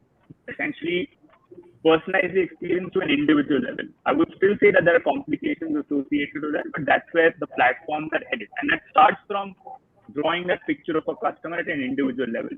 All the websites, applications, the different touch points essentially coming together, and you have that visibility of a customer is the most important aspect. Then you start understanding, the macros of it, wherein, hey, if I look at all the people from Maharashtra, how does it look like? If I look at all the males, how does it look like? If I look at all the people in this age group, how's the insights looking like, right? And then it translates into the engagement side of it, wherein you start using this information, be it the descriptive or prescriptive side of it, and you start engaging on the different channels on the platform in itself, and you try and personalize the experience at an individual level, right? So essentially, that's what platforms are trying to help you with, wherein the first aspect of drawing the picture to then analyzing and then engagement is happening on a single dashboard, all the teams working together at one place, right? And that's what I think we are also aiming towards.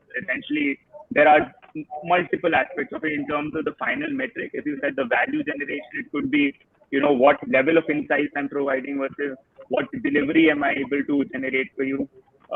It has to be the experience and the excitement for a customer, which is very, very important here, which can be in terms of numbers, multiple aspects. But yeah, that's what we're trying to help our customers with.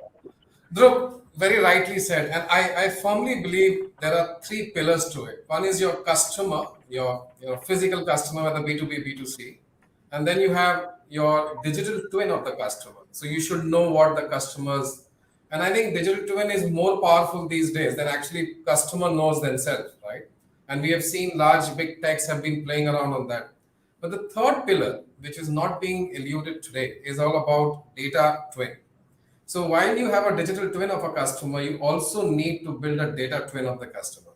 And that data twin, you cannot lose one single data of a customer, because somewhere in the journey, when he shifts the context, he or she shifts the context, the data may be useful at that point of time. So as you said, in Maharashtra versus Northern India versus, let's say, Europe and US, Z would be looked at very differently, and it means different to different people. So the last, and very quickly, I know the time is short, guys, but we cannot be in a situation of not discussing. While we are looking at this real impact coming to the organization, of late I have seen that marketing function is no more just the support function today.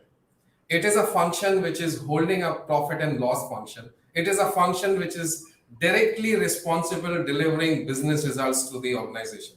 Now, whether it's reducing the cost of acquisition of the customer, increasing the revenue of the product, I think the jury is yet to be out, guys, frankly speaking.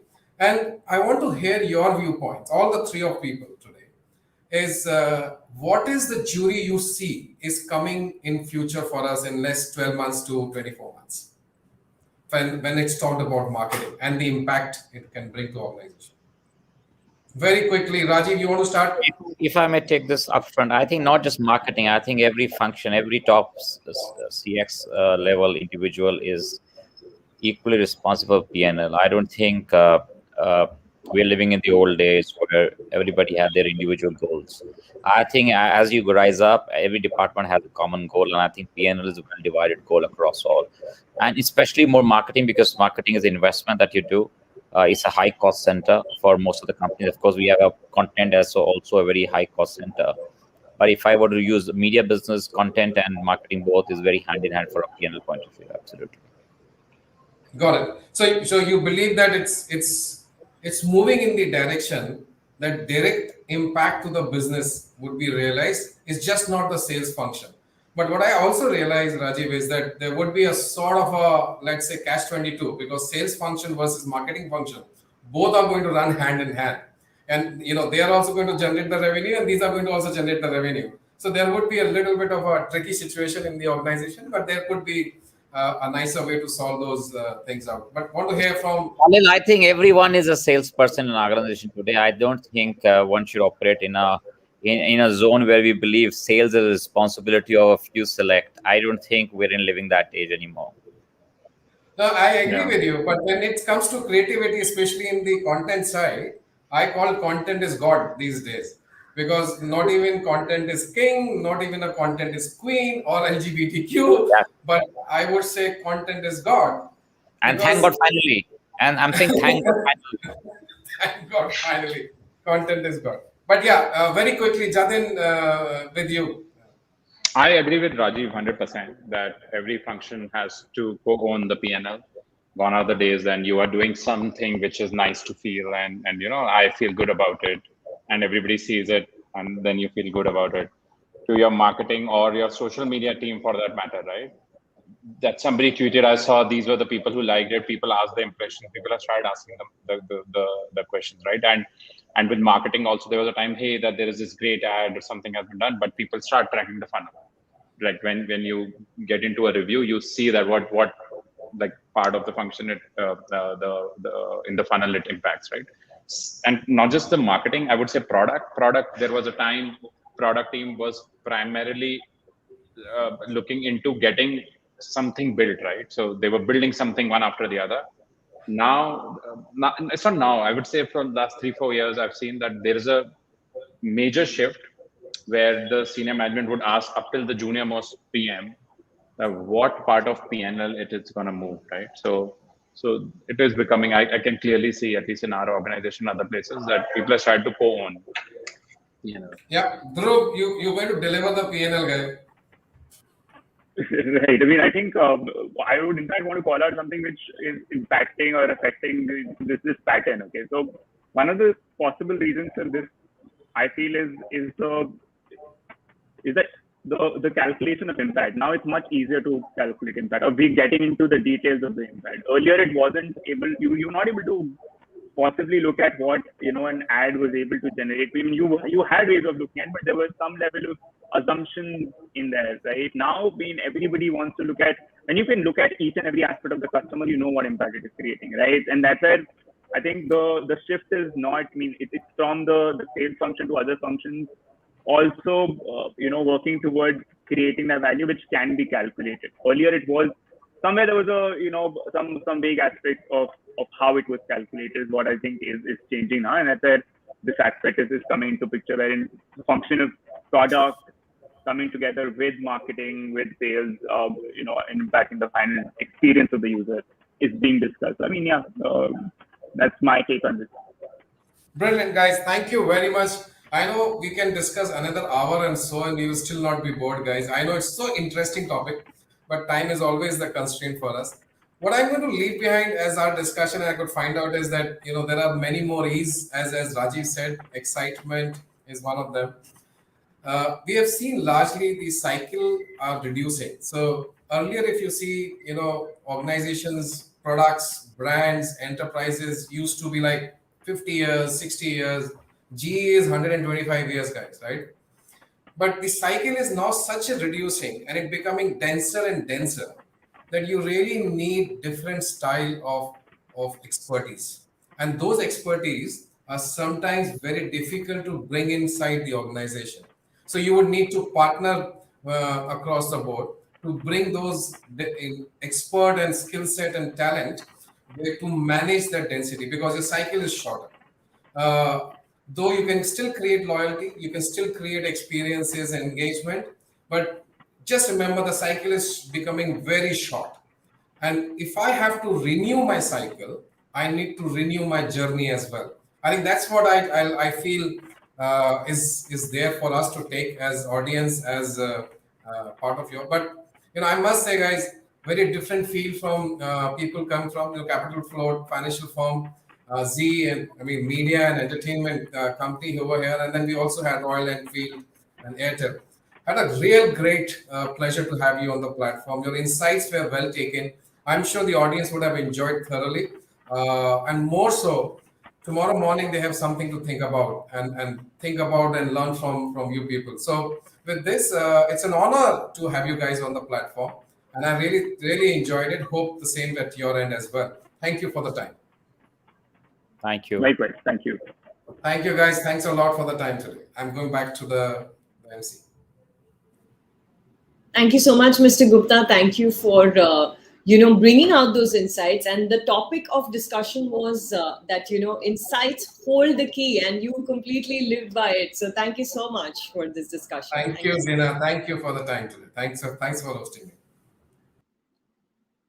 So what a brilliant day one it has been. I think we can all agree to say that more and more organizations are finding ways to digitize and to automate the customer experience. Brands are pushing to use digital and self-service solutions to create easier, less to no friction process for their customers. And I think this 2021 is potentially great for customers and businesses as well. But what's going to be important is to keep the balance of this new digital support and traditional support, which is more human-to-human transactions. The best companies and brands that will find that balance are going to create the best possible CX for their customers. And that is the trend that we're all going to enjoy. Ladies and gentlemen, that brings us to the end of this session.